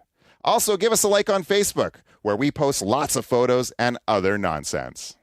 Hey everyone, I'm Jen Shahadi. And I'm Jamie Kerstetter. And we're one half of the Grindettes. Inviting you to join us in one of the newest and coolest forums on 2+2. That's what she said. It's a poker forum where we discuss topics surrounding women in poker, but everyone is welcome. Join us, especially if your name is Patrick Antonius. That's what she said. You drink one, drink two, drink three Long Island iced teas. But your buddy's worse off and he throws you his car keys. Blue lights are blinking 4 o'clock in the morning. State trooper makes you wish that you'd never been born. Better call Saul, better call Saul. You want to tell the world you're in love with a girl named Fran? So you find an overpass and you say it with a spray paint can. Blue lights start a blinking, those handcuffs click. You know who to call and you better call quick. Welcome back to the 2+2 Pokercast presented by the PokerStars VIP Club. That is Better Call Saul. That I can't wait for. It's kind of a spin-off of it is a spin-off of Breaking Bad. I never really watched. You never got that deep into Breaking Bad? I watched like half of the first season of Breaking Bad. Do you not watch it now, despite everybody that's telling you to watch it? Yeah, well, I mean, I don't watch a lot of TV in general. I mean, I watched it because everybody's like, "Oh my god, this is the greatest thing that's ever done." One was actually probably the worst. Well, season. Okay, I mean, that's the thing. Like, as I was like, this is good, But if this is literally the best TV show that's like in existence, then I guess I'd just nod that in the TV, right? It's like if some, like for example, like if you've never had Indian food, for example, somebody takes you like, this is the best Indian restaurant you will ever go to ever in your life, and you have it, and you're like, oh, I guess it's okay. Then I guess your Indian food is not your thing, right? Like, so I guess this is sort of my that's my Indian food is sort of. So Breaking Bad is a character study of, you've watched the first season of Walter White, and it's how he turns from this square normal guy. He's got a rough bad stuff happens to him, so he starts selling drugs. And he turns the absolute 180 that this character takes by the end of the season, whatever it was, the last season. I would counsel you to go and pick it up if you can. Anyway, there is a spin-off of a character who comes along later in the series named Saul, and he's a lawyer, and he's fantastic. It's Bob Odenkirk, ex of Mr. Show, Saturday Night Live writer. He's just a terribly funny human. He is Saul, and that is the song that they're using to promo. I guess it's by country. It's obviously that. By the way, that'll be the only time there's ever a country song played on the 2+2 Pokercast. It won't happen again. It's a story about Saul. Rap songs from Saturday Night Live. No problem. On the other hand, I'm chilling is cool. 90s Saturday Night Live rap theme. Yes. That's happening every week. Obscure 90s Saturday Night Live skits will be played a lot, but no, not country. So anyway, it's coming in January, February, I believe. The new series. I can't wait for that. So another thing for like me to block people on Twitter for. Cool. Exactly. So I was like, oh my God, this is like, that's the thing. When I read like tweets or social media about like TV shows, it's so vague, like, but they all show up at the same time, so they're all talking about some shit going on it's right like, now. Oh my God, my mind is blown. How did he do that? And I'm just like, shut up. Why are you live tweeting a show you could be watching and just not tweeting about? Yeah, exactly. All right. Look forward to that show coming up. Now, our first guest is Matt Smith, who known as SamENole online. He is a poker player, but also a daily fantasy sports player. And I know you're excited about this, and that's great. I know, I've always, we've been having this debate back and forth, like how many guests do we have per show? How long do we have them on? What kind of people do we have? Is it people who want things? But this is, I like this because you're excited to have this because you're interested in fantasy sports, all this kind of stuff. I don't know anything about fantasy sports. Right. I'm a total noob. I mean, I get the idea, I get the concept, but I'm not really. You're not a sports fan other than hockey. Yeah, you exactly. don't watch NFL, and MMA, exactly. baseball. Which MMA isn't exactly a fantasy sports friendly. Right. Although who knows? That could be something coming down the line. I think they should definitely get into it. Like how many, how many takedowns and kicks to the face that you get. How would you score it? I guess they're starting to get really statistical. They have a advanced stats. They have a stat called significant strikes now. So I mean, I'm sure if you watched any fight, you've seen the guy give them love taps just to annoy him on the ground. But then they have a stat called significant strikes, and they define that in some ways. And then they have takedowns completed. They have top position control time. The general idea. If you're on top of the guy, you're probably better off. They have a dominant position time. So, if you're in a dominant, past the guard, all this kind of stuff. So I think there's a way to do it. There's, I have theories on how you could incorporate the fantasy model into this. It seems like that gets pretty obscured rather than, when it's a football guy, he's a touchdown. And it's clear because when you're watching football or baseball, you're inundated with stats. Right. All the time. Like, oh, this guy's like 5.7 yards per carry. That's so it's yards easy after catch. It's there. And you've got that sort of 15, 20 seconds between every play where, the guys are going to break down stats and just stats just all the time. The format of the game is such that you're constantly being inundated by stats. Whereas MMA, people just want to watch a guy get punched in the face. Yeah. So, hit him in the face! So you get to the point where, you have to figure out how to make this interesting for people who aren't like basically huge nerds like me when it comes to fighting. That's the part. How do I get Adam Schwartz involved in a fantasy? I know nothing about MMA, exactly. So how is it going to include me? But it'll be interesting to have Matt on. Hopefully, I don't make myself the obvious noob here, but at least you know something about this nonsense. So you're gonna do the heavy lifting on this one, I think. We're going to bring him in now. This is Matt Smith, known as SamENole, from Tallahassee, of course. Our first guest, Terrence, he pulled the old Chris Moneymaker. He turned $27 into 1 million by beating out 92,400 other entries. I guess that's how you turn 27 into 1 million. You have to, right? You have to beat that many entries. people. He takes down the 1 million first place guaranteed fantasy football contest over at DraftKings last weekend. He's a poker player from Tallahassee, like I mentioned. Matt Smith, welcome to the Pokercast. Thanks for having me. What an amazing week for you. Give us an idea, first off, how involved you are with fantasy sports, how you got involved. Give us your background there. I've been pretty involved with daily fantasy for the past couple of years. Like, I think I discovered it right around Black Friday, so kind of just transitioned from online poker to daily fantasy. So it makes up the majority of your income as opposed to poker at this point? Now it does. Yeah. Well, that mil ball will do that. That'll help. Yeah. But I mean, But yeah, I was splitting it pretty equally with playing live poker around here. And I'm actually in Tampa now. I graduated from FSU in 2005 and moved to Tampa. So you're a poker player. I want to get your take on, obviously you moved over to some of your time spent on fantasy sports. How, what's your earn rate like? Is it more fun than poker? Is there a better earn? Like, what were your reasons for spending more time on fantasy instead of poker? I mean, a lot of it has to do with having a 20-month-old son. Like, I can stay home just like I was with online poker. Whereas going to the casino for 8 or 10 hours a day doesn't really work for that. Right. But, that's the main thing. Were you a big just a sports fan in general, or is this a spot where you just thought you find an edge, or is it just like was it like the way most people play fantasy sports and daily fantasy? It's like, oh, I like football anyway. Maybe maybe there's an edge here. I'll sacrifice a smaller earn because it's more fun. Yeah. No, I've always been a big sports fan. But yeah, it's fun both ways. So for those that don't know, this is a format. It's like a sit and go. This is a one-day fantasy sports contest. People log on to these sites, DraftKings, FanDuel. There's a few of them out there that have gained some traction. It's a one-day tournament, like a sit and go. You pick, you set a lineup, you pay an entry fee. There's a guarantee generally. And you set an entry fee, the games that night in that specific sport. So if it's football on a Sunday, I guess on a Monday as well, some of the games will carry over for.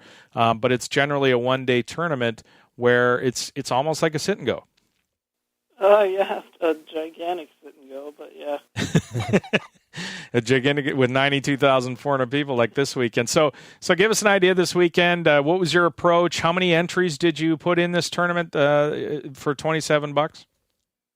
I did 60 entries. I think I did like 40 on late Saturday night, Sunday morning, and then woke up and did about 20 more. And I think it was number 26 that won it, so it was one of the ones I did before I went to sleep. But yeah, so you put in a bunch, and then so how does the sweat go? Give us an idea. You're watching the football, obviously. And Peyton, Peyton was in the afternoon game. Your quarterback was Peyton Manning, who went off against Arizona, I believe. And him and the wide receiver you had, Demaryius Thomas, and what did he catch? 4 touchdowns or something? They went off. Yeah, something crazy. I had a decent lead on Sunday night going into Monday night's game, and Brian Hastings actually was Stinger. the biggest threat. Yeah, Stinger. That's out of 92,000. That's amazing that Brian Hastings is the guy you're worried about. Poker player, and so all your guys were done Sunday, and you had nobody on Monday. Is that right? Right. He was, I think, 16.1 points back with the Seattle defense. So we worked a little bit of a deal. So I actually owe him some of my winnings. But the biggest threat ended up being a team with Deshaun Jackson that came from way back, and if Deshaun Jackson would have caught the Redskins' last touchdown, he would have beat me. Wow. Yeah, I remember Deshaun, he got the one touchdown in the first half. And, obviously got close to taking you over. So, you can't hedge. Here you are with $27 entry to win $1 million with no real way to hedge except phone up Brian Hastings. And how does that deal work out? How does that go down?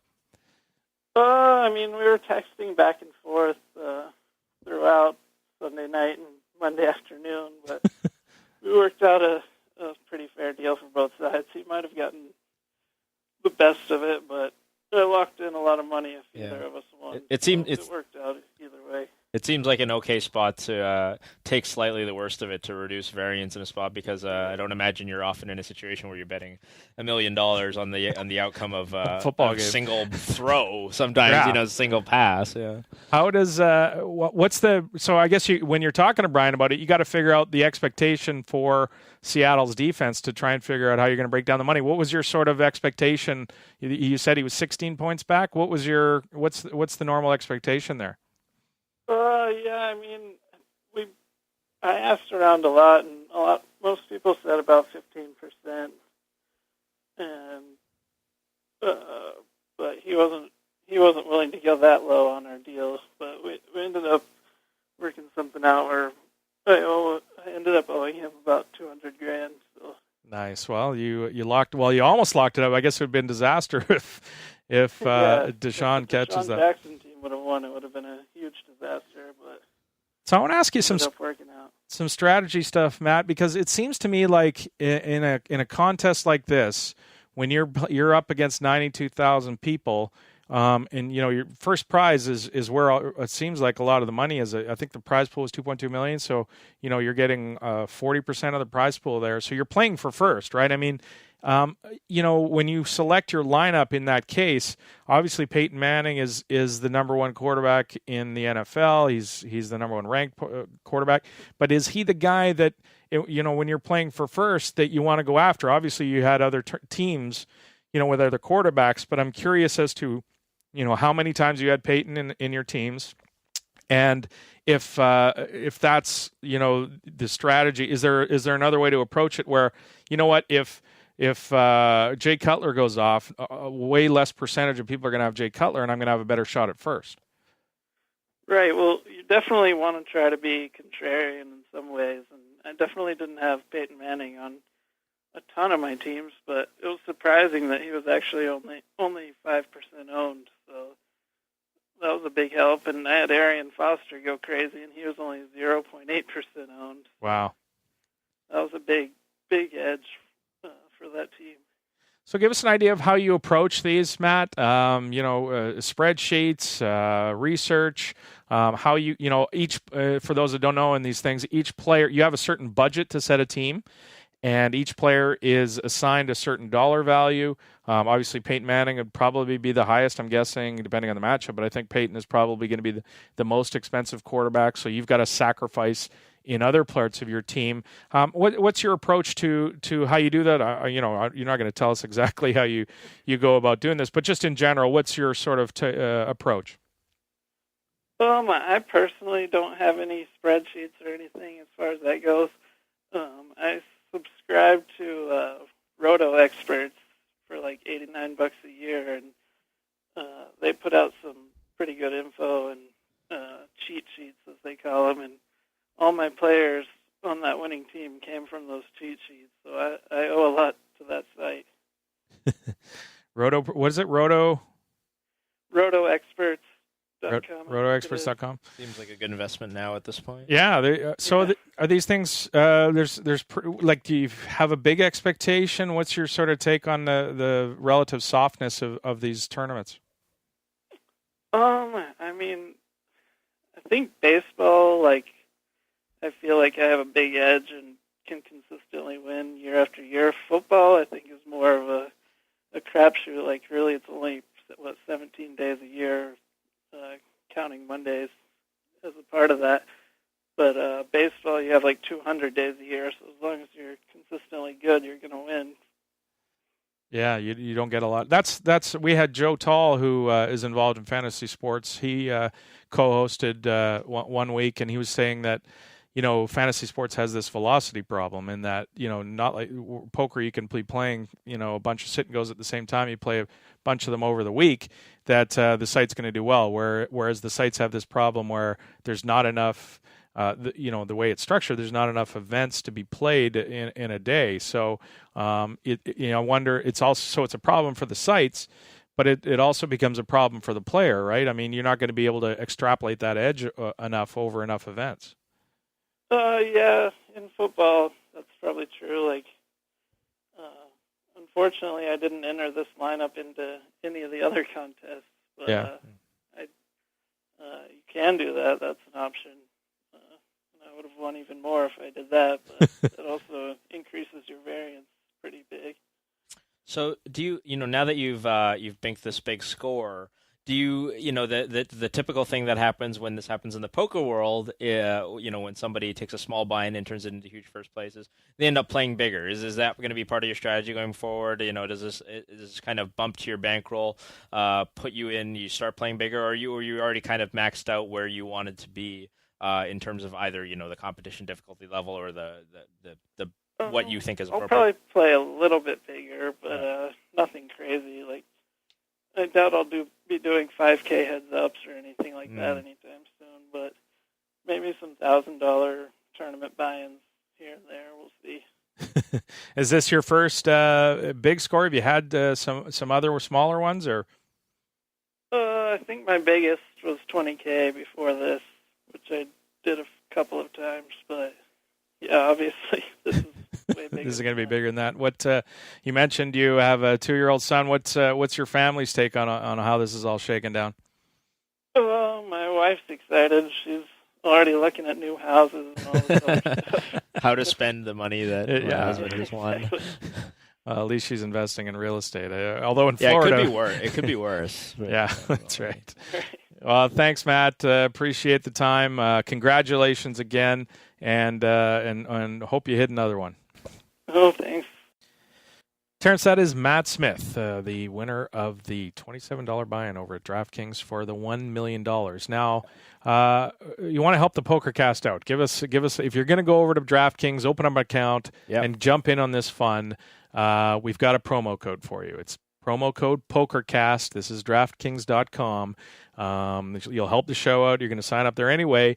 It's you're going to get $5 free in the account. First-time depositors are also going to get a 100% deposit bonus up to $600, as well as entry into their $100,000 play-action NFL contest. So deposit bonus, free contest entry, and a free $5 to blast off on some of these things. Check it out. Use the promo code Pokercast. Maybe you will be the next Matt Smith. You will. And we'll get turn in a small little bit of money into mountains of money. Into a mill ball. Let's move on to the mailbag. We're going to do, there's a bunch of stuff this week. I'm loving. Hey, it finally worked. I know. We had to beg for a while, but it's great now. And please continue to send in some of this stuff, whether it's fun, nonsense, or serious. Love to see the feedback. Yep. Keep emailing that Pokercast at Pokercast 2plus2.com. Posting on the forum, pokercast.2plus2.com. We love reading the forum threads too. I don't get access to the mailbag, so I have threads. You don't. So I have to wait. Delete the ones that say bad things about you. It's like censorship. Like I feel like I'm in China and I'm only allowed to read the good stuff. The ones that I allow you to read. Exactly. Yeah. So if you're on the forum, at least I can read this. So if you want to say like Adam's a douchebag, but Terrence is great, you're going to have to do that in the forum because if you do that in the mailbag, he's never going to let it get through. So far, I've read every email off. Have you? I have not censored any of them. You have not yet censored I have a 100% readout record. So, all right. First email this week. Hi, Adam. I started listening to your podcast about 3 months ago, and I'm hooked. I'm a professional poker player living in South Africa, and on the 15th of October, I'm going to be attempting to break Phil Lack's record of the longest cash game session ever played by an individual. I was wondering if you have any advice on how I should go about this. Giovanni Zanetti. Not here in Sickland. That is Sickland. My advice would be not to do it. Yeah. First of all, let's get that out of the way. First, he didn't say how old he was. If he's like significant, if he's like over 47, then he's drawing dead because it's not going to happen. Yeah. Although sometimes the sickest guys are the older guys because trying to beat 115 hours. So Lack played for 115 hours. I mean, how many days is that even? Like 115 divided by 4, that's like almost 6 or like 5 and change. It's a little less than 5, but that's awful. That's a lot of Red Bull and. It's a tough way to get into the record book if you're going to do it. I mean, especially around if you listen to Phil Lack talk about like what he was like delirious and he didn't understand what was going on. The only thing he knew how to do at that point was to play poker. And the temptation is to pump Red Bulls into you. Yeah. And that's not healthy, right? No. I mean, if you're just hammering Red Bulls, and especially if you're into the Red Bull, because you're going to be tired at like hour 20, hour 25. Sure. So if you start pumping Red Bulls, then what the hell is going to happen when you're an hour 60, hour 70, hour 80, hour 90, hour 100? Yeah, like it's not a healthy. Good luck to the guy, I guess. If you have any kind of preconditions, this is going to absolutely bring it out. Exactly. Yeah. So okay, I guess we can talk about this. Like, what is the strategy for Giovanni? I mean, you and I have played sessions. I mean, I played 48 hours. Yeah, I mean that's like you said. You definitely feel like you have to moderate the caffeine consumption, because I think if you get into the caffeine consumption early, you're just not going to make it. You're going to be way too wired. This is your area, right? I mean, we're talking about how you body and health. Eat. So I would rice. think. Yeah, I would think that you have to moderate your caloric intake. You can't eat too much food either early. You probably want to eat food somewhere around the middle, because food makes you sleepy. Food slows your brain down. So presumably you also want to like try to make money while you're doing this as well. So food, like heavy food will slow you, especially like carbs are gonna like slow your brain down. You mostly probably want to be fat fueled at this point. I don't really know, because most you say it's my field, but most like endurance things, they're like active things. They're like, people who do crazy shit like run 200-mile super marathons and stuff like that.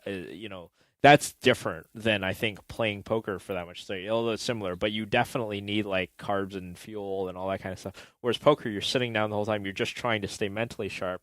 You're not physically expending any energy. So that being said, I think you would want most of your calories to come from fat and protein, and like lessen the carbs and not get that insulin spike. I think you're just trying to want to stay as level as possible. So the caffeine thing, moderating the caffeine thing, moderating the carb intake, probably want to like go on walks every hour or so. I mean, I think, this is all past don't do it. Oh yeah. This is there. But there are many things in the world that you shouldn't do.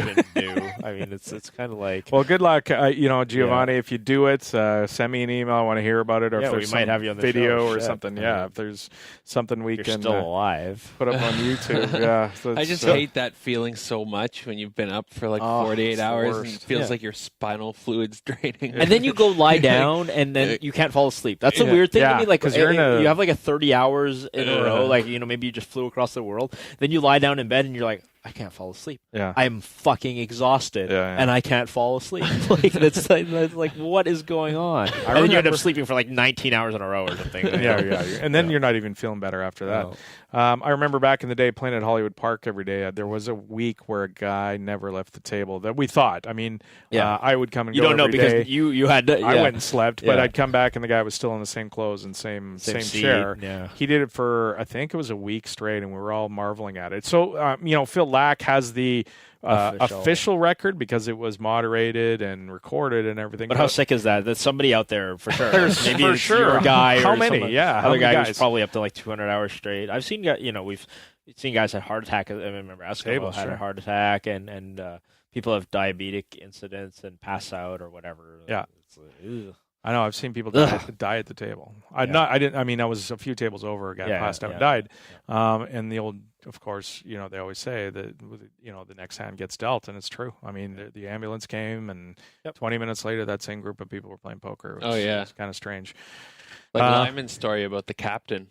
The captain. Which one was that again? And then the guy who smokes a cigarette too fast, and everybody thinks he died. Oh, yeah, right. Yeah, that's right. Okay, Terrence, our next guest is Spencer Mo. He's a heads-up cash game, heads-up sit-and-go specialist.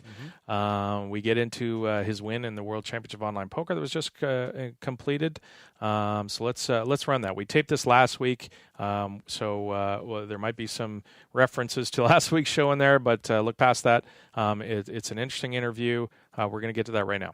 Well, Spencer, welcome to the 2+2 Pokercast. Hi, thanks for having me. Well, we mentioned you live in Whistler. What a fantastic place to live if you're a poker player. If that's, one of the places in the world that I would love to live is Whistler. It's not far from here, but nice little town. Is there a lot of poker guys up there? You're in a poker house, I understand? Yeah, I live in a house with 4 or 5 other guys. everybody plays the same format. We're all heads up, sit and go specialists. Wow. But yeah, it's great. Originally from Vancouver, and I just always wanted to move up to Whistler. So other than the poker house, though, there's not really much of a poker scene up here, but it's nice. Yeah, you won't get to play your live poker too much. How is it living in a house with other guys who all play heads up, no limit than you do? I mean, you guys compete against each other for games, or do you all play different limits or different times, or how does that work exactly? So we play different limits, but a few of us play the same, but it's mostly great just for bouncing ideas off each other. I think the best way to learn is really just to talk to other players who have different ideas and creative ideas. And you can really expand just the way you think about the game just by hearing other people's thoughts. Now, when I mentioned you're a head-up, no-limit hold'em specialist, is it mostly cash games? Is it hyper turbo sit and goes? What's your specialty? What do you like? The bulk of my volume's in heads-up hyper turbos.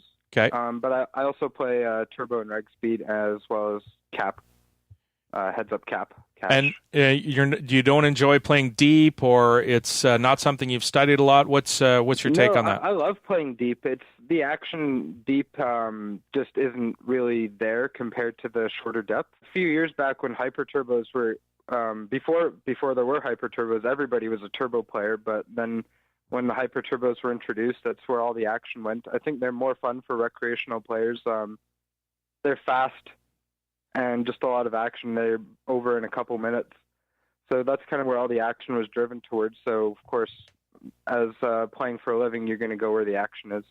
Now, the hyper turbos, is the edge, I'm guessing it's smaller. This is, are you worried about push-shove charts, that kind of thing where it's easily solved? Or give us your take on hypers.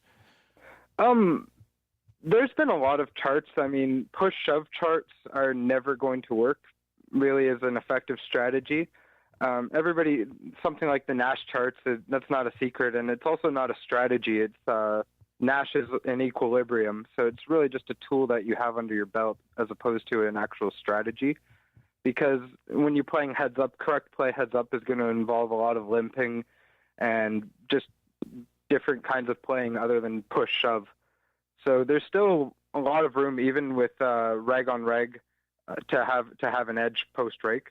Although it is, with the rake being what it is harder. But a lot of times when you see reg warring, you'll have one player paying for the other player's rake if he's losing. Oh, that's very interesting. I wanted to go back to what you touched on limping, on the button and heads up, and how, I don't know if you're willing to talk about this, but how willing are you to go on how deep the stacks have to be or how shallow it can be before you're willing to limp it on the button? I think it's really how you construct your overall strategy against a specific player, Sure. and reflecting on their tendencies. There's just simply some players who are going to play very poorly and limp pots out of position. Mm-hmm. So against a player like that, it's going to be really effective just to be limping lots of hands, even at deeper depths, just because they're reacting very poorly to it. So what's typical when you say poorly out of position limp pots? They're risking too much for a small pot. I mean, what's sort of the general mistake there? Well, I mean, you see a lot of players, especially when you play turbos, they're used to, because turbos on stars start 75 big blinds deep. So you get the deeper play, but then as the blinds increase and you get to more of a hyper depth, you'll see players just not really understand correct ranges on what to be isolating over limps, where you'll see people just going all in over limps way too wide or way too tight. Putting in like 15 big blinds with like ace 4 off kind of thing. Even that actually isn't that bad. It's more so something like 16 big blinds with like 6-5 off, just because limping equals weakness in some people's minds. So I mean, it's getting a little outdated, that thought process, just with the evolution of hypers and stuff and where the skill edge is going there. But limping is definitely it's an option you have before the flop. You can call, you can raise, or you can fold. And there was a time where I think limping the button wasn't considered something that was what good players would do. But I think that's changing very much, especially in heads-up play, just because it's just another tool in your arsenal. You can diversify your ranges a lot by having certain combos of hands in your limping range and certain combos in your raising range, and then that's going to affect their 3-bet strategy and so on. So you can really use limping just to really add to your overall strategy. We've had spin and goes added to the PokerStars lobby recently. I'm wondering, and we're going to have Steve Day on later to talk about it from PokerStars, but I want to get your opinion as a guy who plays a lot of these events, what you think the change to or the move to spin and goes by PokerStars is going to do to sort of the economy of the head-up hyper turbos. Well, we've already seen this on Full Tilt already. Because they've had jackpot sit and goes there, I think, for 2 or 3 months now or something like that. And it's not really a positive thing. I think it's going to... I mean, just because something drives a lot of action away from my chosen format, I mean, I think it's somewhat of a selfish thought to say it's bad because it takes away my action. I think the thing that makes them bad is that the rake is, right now, I think it's 4%. And I know I've just done a bit of research and seen some other people's posts on it, and it seems like they'd just be really difficult to beat long term. So given that, I don't really think anybody's going to be able to use that as their choice of game to be a professional. What's the current rake? What's the current rake, Spencer, on the other ones? I think it's 4% right now, is from what I understand. Sorry, on the head up hypers, what's the rake? Oh, it actually on stars it varies stake to stake, which is unfortunate. But at the 1Ks, it's just over 1%. At 200s, it's just under 2%. Yeah, that's a big difference. Wow, that is a big difference. Yeah, twice or 4 times as much rake if you're talking 1Ks. What's your normal level for those head up hypers? What's your day look like? Are you Supernova Elite? Do you work towards that? What's your approach? I mostly play $200 hyper turbos, as well as I play up to 1K turbos. But I think hypers are probably where the majority of my hourly would come from. It's all from hyper turbos, basically. Okay, and you're aiming for Supernova Elite. I'm not going to get Supernova Elite this year. I've never had it actually, so I shouldn't say this year. But I know there are players who play the same level that I do who do have Supernova Elite. So I personally, I didn't get it because I just haven't played enough this year. So yeah, this year I'm not going to make it, but it's definitely possible to achieve Supernova Elite playing at the levels that I do. And what's that worth again? It's over 100,000, right, for Supernova Elite? Supernova Elite, I think getting it as because it's different if you get it as your first time. I think it's around 100K. I'm not exactly sure the exact numbers. But if you fall somewhat short, it's not like you get zero. I mean, there's money along the way. You get your rake back for Supernova. You can still cash in for the $1,600 cash bonuses, and as well as you get your milestone bonuses along the way. But the real edge in Supernova Elite is the following year when you get the 5 times multiplier. Right. Towards the cash bonuses for 100K FPPs. Right. That's the big one. Yeah. I wanted to ask you, so you obviously you won this event, you hit a score for 46K. That's got to feel good. Your confidence has been high. Was there any? Did you jump in the big heads up that was later? And can you talk about your thought process? Was it 10K, right? 25, I think. Oh, was it 25K? Yeah. It was a 10K. Oh, it was 10K. Okay. Did you jump in that? No, I didn't. No. Were you tempted at all after your nice little run? Yeah. I think especially nowadays, that's sort of something that's always been talked about for a while. That's killed some of the action. Is a lot of players I think are very aware of where their skill set lands them in the world of poker. So I think I'm kind of aware that just because I had success in a smaller event doesn't mean I'm just gonna roll it over and jump into a 10K heads up event and play all the top sickos. The event you did win, $215 head up event, 1,830 players. I believe you won 11 matches in a row, obviously, to take it down, 46,000. What was that field like? You're a guy who plays a lot of these all day on Stars. Did you run up against a lot of the regulars, or was it guys you'd never heard of? I played mostly a lot of MTT professionals on the way. So you must have had a big edge there. I think I only encountered maybe one other heads-up player who plays quite a few levels below me. So did you feel like you had a really big edge playing against the second to last game? I do feel like I had a really big edge in all my matches. But the thing is, even if I was, say, I mean, I'm probably definitely highballing here. Say if I was 60% to win each match, I mean, winning 11 in a row, that's still going to be crazy, very crazy feat. So obviously, I was really lucky to, have everything fall into place like that. I think if I went 60% 11, it's like 0.003 or something like that to win 11 in a row. Can you categorize those the difference between those MTT pros and how they approach that tournament versus that guy or somebody else that you might run into that plays a lot of these? I mean, are they playing pig pots? The most common thing you see, like a lot of heads-up players will just say, "Oh, he's an MTT player," and people mostly know what you mean right away. MTT players just have a tendency; they usually have a really high 3-bet percentage. Just kind of stemming from the skill set they have more in MTTs, right? Where a lot of the play is done pre-flop. Where heads up, we start the heads up game. You start very deep and stuff. There's a lot of room to be playing post-flop, and that's where your major skill edge is coming from. And I think a lot of typical MTT players. I mean, there's obviously some very good MTT players who transition well, but just your run-of-the-mill MTT player seems to lack a bit of an edge in post-flop spots out of position. Gotcha. And I mean, when you're playing heads up and you're in the big blind every other hand, that's going to be a devastating effect. You take down the event. Really slash your win rate. You take down the event, Spencer. Is it right down to Garfinkel's? Get to party the night away, or are you jumping back in the games? I didn't really do much partying afterwards. It's too exhausting after you play that much poker. Yeah, that's 11 in a row. Especially when you're playing heads up, like it's mentally taxing. You're playing every single hand. I figure it's gonna be too exhausting to go party. Well, I mean, I Not find so heads up fast. poker.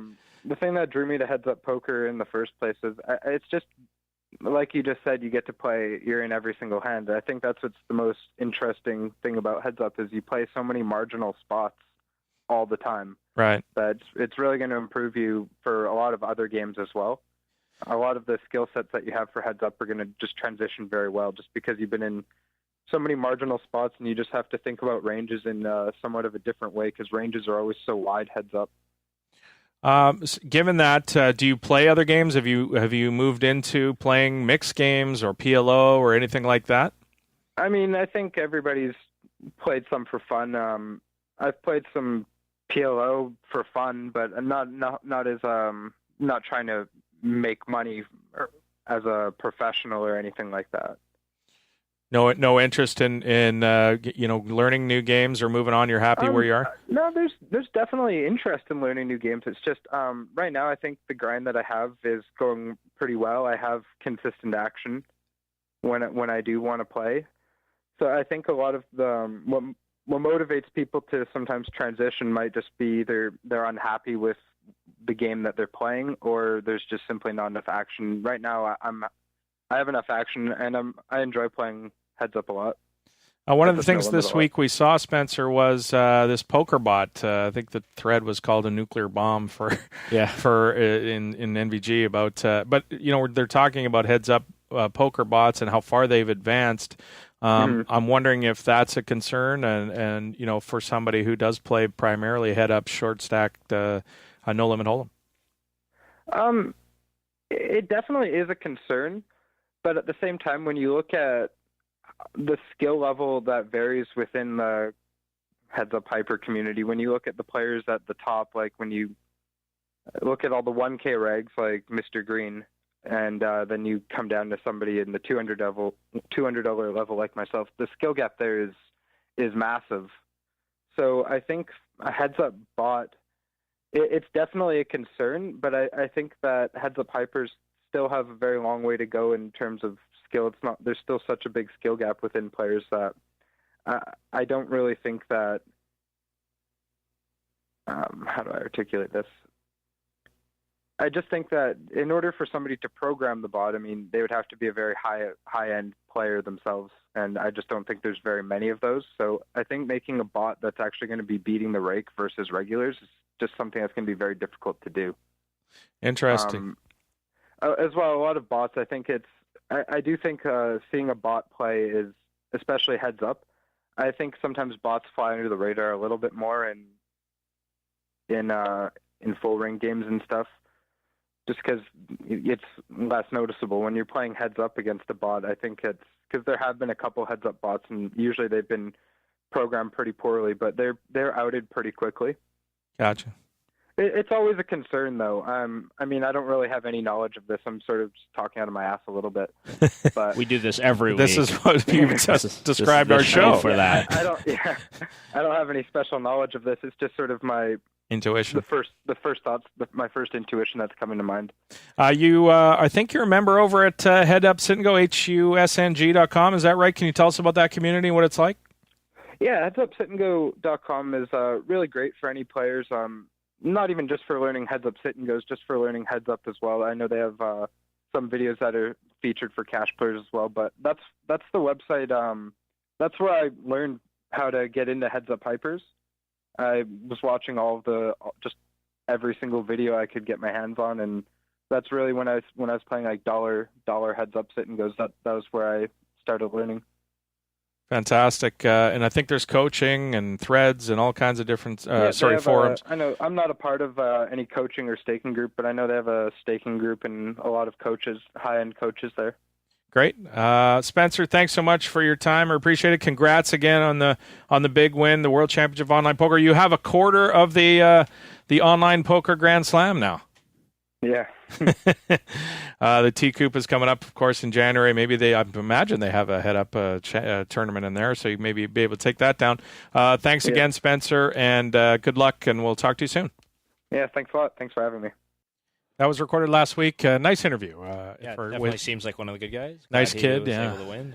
Living up Whistler. I mean, that's the life. Yeah. That's the life you want. He's Canadian. He is Canadian. He's a Canucks fan. He's a Canucks fan. 19, and his screen name is after Marcus Naslund, of course, the great Canuck that is now retired. All right, coming up after the break, we're going to go over the Isle of Man. We're going to talk to Steve D about the recently completed UKIPT event that's over there. We're going to get into some stuff that's going on at Stars. We've got the rest of the mailbag to get to. So coming up after the break, more of the 2+2 Pokercast presented by the Pokerstars VIP Club. Hi guys, it's Mike from ProfessionalPoker.com and the 2+2 store with some great news for our Pokerstars players. You can now use your frequent player points to purchase gift cards available from ProfessionalPoker.com. These same cards will also work at the 2+2 store. The gift cards come in increments of $25 and $50, and you can apply multiple gift cards per order. Now you can get the books, videos, and ebooks from all the major publishers using just your FPPs. So check out the gift card section of the PokerStars FPP store and pick up the poker training material you've had your eye on for a while at the 2+2 store and ProfessionalPoker.com. Okay, people.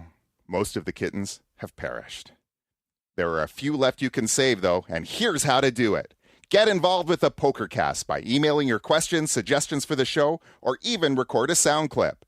Adam will be using the best ones on the air. Well, let's face it. Probably the worst ones as well. I can see you there at your computer. Send an email right now.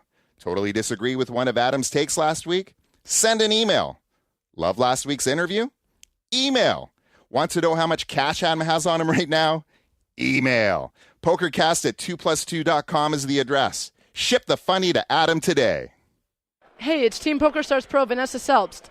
Sundays are not just for the million at PokerStars. There's a massive menu of big events including the Second Chance, the Warm-Up, the Kickoff, the Storm, and my personal favorite, the Sunday 500. Check the tourney lobby for start times and settle in for the day. Hope you're enjoying the 2+2 Pokercast presented by the Pokerstars VIP Club. I'm from the Great White North, right? Like up above the States. Yeah. The big landmass that the rest of the world hates. Yeah. We're like above that. Fucking north, I guess. The big patch of trees where everybody's bored to death. We're just chilling up here, sipping syrup, playing hockey. Before we learn to walk, we can cross-check properly. Just rocking plaid jackets. Chainsaws, we operate them right. Fucking A-right we do, bud. We cut our weight in firewood. Every 20 minutes or so. Smoke break. And if the Leafs make the playoffs, I'll fucking jump in the lake. Fucking buddy comes over to my place the other night and he's like, you want to go out for a rip? And I was like, fucking right. Yeah. So we hop in the truck and hit the mud and I was like, oh, fuck yeah, bud. Just out for a rip, are you, bud? Just out for a rip? Just out for a rip, are you, bud? Just out for a rip? Just out for a rip, are you, bud? Just out for a rip? Just out for a rip, are you, bud? Just out for a rip? I come from the land of the polite, where shit's covered in ice. And when I'm down in the States, they're like, you're too fucking nice. Like, yeah, we got manners, but fucking buddies still fight and fucking swear and fucking drink all night. Like this one time, me and fucking buddy are out having a dart, and fucking buddy burns a hole in my coat. And I was like, fuck, bud, because the coat was pretty new, right? And he's like, fuck you. So I put his head in a snowbank and just started fucking feeding him the right left. Like fucking boom, boom, boom. You had enough, yeah? And he's like, okay, fuck, chill out, shit. So I pulled him out of the snow and we went out for a rip. Yeah. Just out for a rip, are you, fuck yeah. Just out for a rip, fucking right. Just out for a rip, are you, fuck yeah. Just out for a rip, fucking right. Just out for a rip, are you, fuck yeah. Just out for a rip. That is out for a rip. How great. That is amazing. I don't know if everybody will get how many Canadian references there are. Like, I couldn't even start because you really do have to be Canadian to understand it, or maybe at best American who hangs around with Canadian. There are so many references in there. You know, just way start feeding them rights. Just start feeding them rights is about the most Canadian thing like you can conceivably say, smoke break, buddy. Yeah. You know, like I mean, we know so many people who talk exactly like you and I are actually like pretty moderate. Yeah. Adam, like I don't think we have that much, Canadian. No, we know all of those people. You but go I about think half an hour outside the city, and it's where I live. Everybody starts sounding like that. Yeah, absolutely. But I think we're probably obligated to listen to some of our international listeners. So what is being out for a rip? Going out for a rip is no real reason. Getting in the truck, heading somewhere and heading nowhere. Like just going out for a drive. You're out going out for a rip. You're driving by somewhere. You stop in. You do something. But it's being out for a rip. You want to go out. They want to head out. They're bored. They're on the farm. They got to get out of the house. That's out for a rip. There's so much good in there. It's amazing. So much for our non-swearing. That doesn't really killed it, and we didn't even say anything. That's it. But it is like that is how Canadians talk. The jacket was pretty new, right? Right? Like, the jacket was fucking buddy here, man. Yeah, like, I've said that growing up. Fucking buddy. Like that gets said all the time. It's just we're the worst. Good humor. Where there's a couple of drops in there we'll probably use too. Woo, fuck yeah, bud is my favorite. So. Fuck yeah, bud.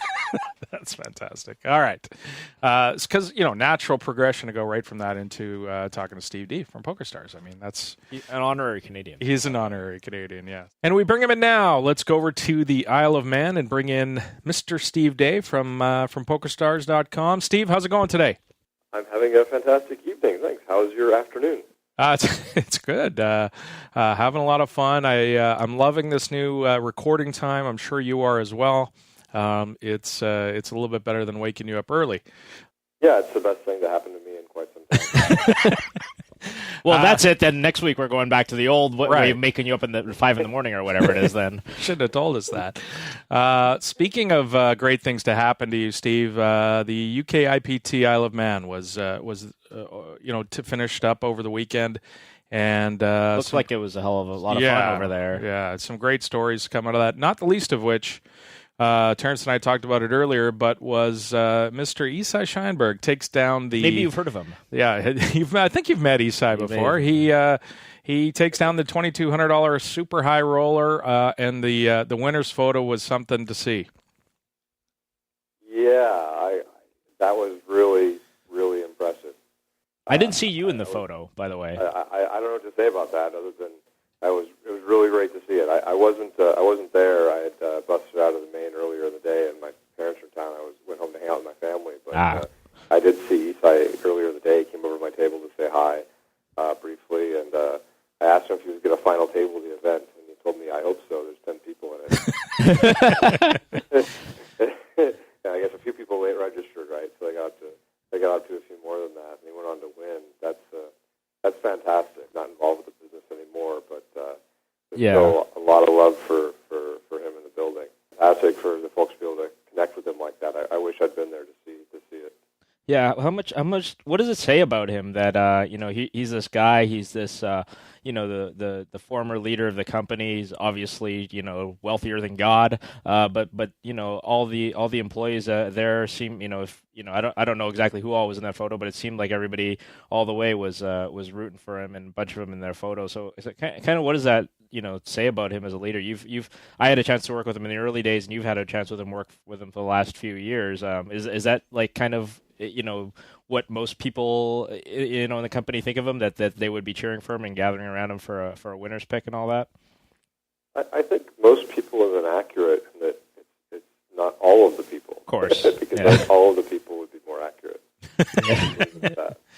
Yeah, it's amazing because a lot of the times, a guy wins a high roller event. There's people standing around a little bit bitter that this guy won and I didn't, and he's got and we got a situation with Isai where, as Terrence said, he's fairly well off, and everybody's still happy for him, and the picture's awesome because you can barely see Isai lost in the group of people. But what else from the UKIPT? What are you taking away from that, Steve? Give us a rundown on how much of how successful it was. It was a good time. It was quite successful. It was the week before the London event, right? That's going on. So it's a challenging spot to bring qualifiers over. London's more convenient for a lot of folks. Yet we still brought plenty of people over for the event. Got some locals involved and ran it alongside this chess event that's going on, right? So I love seeing that video of poker tournament, combo tournament that was run by our sit-and-go manager board. So quite impressive on that. And there's a lot of some demonstrations and some combination events that kind of melded the two events. So that was pretty spectacular. What were you going to say, Terrence? Sorry. The thing is that other than the Isai winning the high roller, the thing that I saw the most of was videos of Jennifer Shahadi playing a bunch of people at chess and a bunch of people at No Limit Hold'em. So that was the kind of thing that seemed like got the most media attention, other than the Isai thing. Seemed like it brought a lot of attention to the event, no doubt. Yeah. It's good. Poker is a game of skill, and it's attracted a lot of people that play chess for obvious reasons, and there's a lot of crossover there. So it's good to have the two sports kind of mentioned side by side and together. It did bring a lot of attention and mainstream and from the chess community. So that was good. Other than that, I had a great time personally. I playing the event. We had a good party. So I don't know. That's what I would say. It's great to get out there and interact with the players. I can say on a personal level. So get out there and play and talk. Got to have some good conversations, a couple of interesting debates, and a lot of fun to get out there and hear what our players had to say in person. It's good times. Steve, I noticed it's Spin and Go week, and I've been playing a bunch of these things. Hyper Turbos aren't my preferred game type. I'm, as you know, an Omaha high-low split guy, and PLO guy, but they're fun. They're a lot of fun to play. I call off in some bad spots because I've had a lot of people tell me I suck and I'm terrible, which when I suck out on them. That doesn't necessarily mean you're playing bad. Maybe they're trying to alter your play because you're playing too well. I doubt that, but there's some fun for sure. And I haven't hit too many of the big ones. I think the biggest one I'm playing the $30 ones. I think the biggest one I hit was I didn't hit it, but it was a $300 tournament. It turned in from a 60 to a 300, a 10x. Of course, 3 of us to play for it, so I didn't end up winning it. But they're a ton of fun. I noticed it's sit and go weekend. You know what? I was watching hockey last night and football last weekend, and there's spin and go ads all over Canadian television, sports television. Yeah, that's it was successful, as an acquisition campaign to bring people and reactivation, bring people back to poker who might have taken a month off or something like that. So it's bringing more people back to the tables, and what we expect to see is people coming back to play spin and goes, and then popping over to tournaments and cash games. You get reinvigorated with a new format, and then it reminds you of the games you've been loving. So spin and go to us is a great tool to help grow and support poker as a whole. Actually, it's working really well. It's so really popular so far. Yeah, Adam. Actually, I wanted to giving away a lot of those big jackpots. Adam, I wanted to ask you, actually, because you've played a bunch and I haven't yet, but I've heard from other people that actually the level of play is really soft because there's so much gambling, quote-unquote, aspect to it. Or maybe it's because of this advertising blitz that they put on, that they're actually much, much softer than your average, say, $30 buy-in sit and go. You got people doing stuff like blinding off or shoving in really bad spots. I think it is. Is that something you found too? Yeah, I found a lot of guys in the because of course in the $30 ones, if it's the minimum one, it's a 60. And it's almost like they couldn't care less about it. Right. They're trying to hit the big one. So the 60 they'll call off with 10 high or 10 big blinds or something like that. And then you get in when you do hit a 120 or 180, it gets a little tighter and you get deeper in the blinds. Sure, but your average $30 sit and go is actually fairly tough these days. There's some good players, but maybe your average spin and go isn't. It might be the way to go for sure. Spin and go week, Steve. Daily challenges. For each player in their personal sort of cashier, they can win sit and go tickets if they meet their challenges, some cash prizes. Also, there's a reload bonus. If you deposit $25 or more, you get to use the code SPIN5. You get $7 worth of free sit and go tickets, Steve. Spin and go. Yeah, it's a good deal. I recommend anybody go out and try it. Look, the format is it's just fun.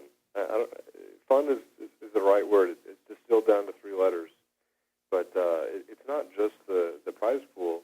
It's three-handed poker is quite enjoyable. To be quite honest, there's not a lot of waiting. You get to play a wide variety of hands, right? So you get to make moves. You have tough decisions. It's very hard to put your opponents on a very tight range, and it's just interesting. It's an interesting poker game, independent of the prize pool randomization. So it's a lot of fun. Highly recommend it. Can't say enough about it. Yeah, they are fun. The other thing that's going to be fun that I noticed this week was Rafael Nadal. Rafa is or I think Ronaldo challenged Rafa to a heads-up duel. There's a challenge going to take place. It's a live broadcast from London on November 6th. But the one thing, Steve, and I don't know if you've seen this, there's a promotional video out there for that Rafa does for this heads-up challenge where they want to get him, teach him some bluffing and get him how to bluff. So they put him in a helicopter, and they bring some random people in, and they kind of they set up cameras so these people don't know they're getting recorded, and they see Rafa's the pilot. And Rafa gets in, and they're like, "Are you sure you can fly a plane?" He's like, "Oh yeah, no problem. I've got 3 hours under my belt." And he gets in, and there's these noises from old cars as he's trying to start the helicopter, and it's now smoke starts pouring out, and these people, you can see them going from thinking this is hilarious to, "Oh my God, I'm going to die," and they just sprint out of their helicopter. It's pretty funny, Steve. I haven't seen that one, but it sounds good. They're doing some creative things. They did a viral video with Ronaldo not long ago where they brought people in Brazil and to play heads up against the mystery opponent. And then after the match, they dropped the curtain to reveal it was Ronaldo, and he had all his fans come in and take pictures. And then at the end, they brought in another Brazilian football player. Named Bebeto, who I'm not familiar with because I'm not a big football fan. But they brought him in and they double bluffed Ronaldo, right? Yeah. So because Bebeto came in to play against him, which was actually pretty well done. Anyway, so they've been doing multiple. We've been doing, I suppose, technically, a lot of great things around that, and I think it'll be fun to see how these guys play. They're both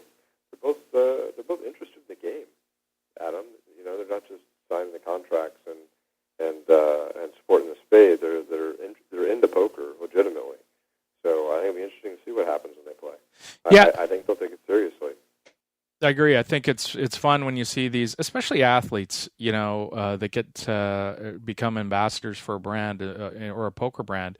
They're competitive by nature, and they're playing for if it's hockey guys or whatever. They're playing these their teammates on the bus, or Rafa. I mean, he is a competitor. He doesn't need the money clearly to win a $60 sit and go or something like that.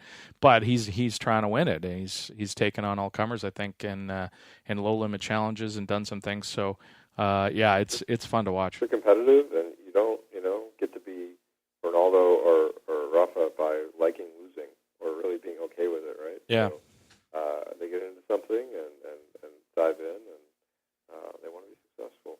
So it should be interesting to see. All right, Steve, we'll look for that in November, I believe 6th. November 6th, they're going to do a live broadcast, which will be interesting to watch. Thank you so much, Steve. Appreciate your time. Thank you, guys. It's been great, and we'll talk again next week.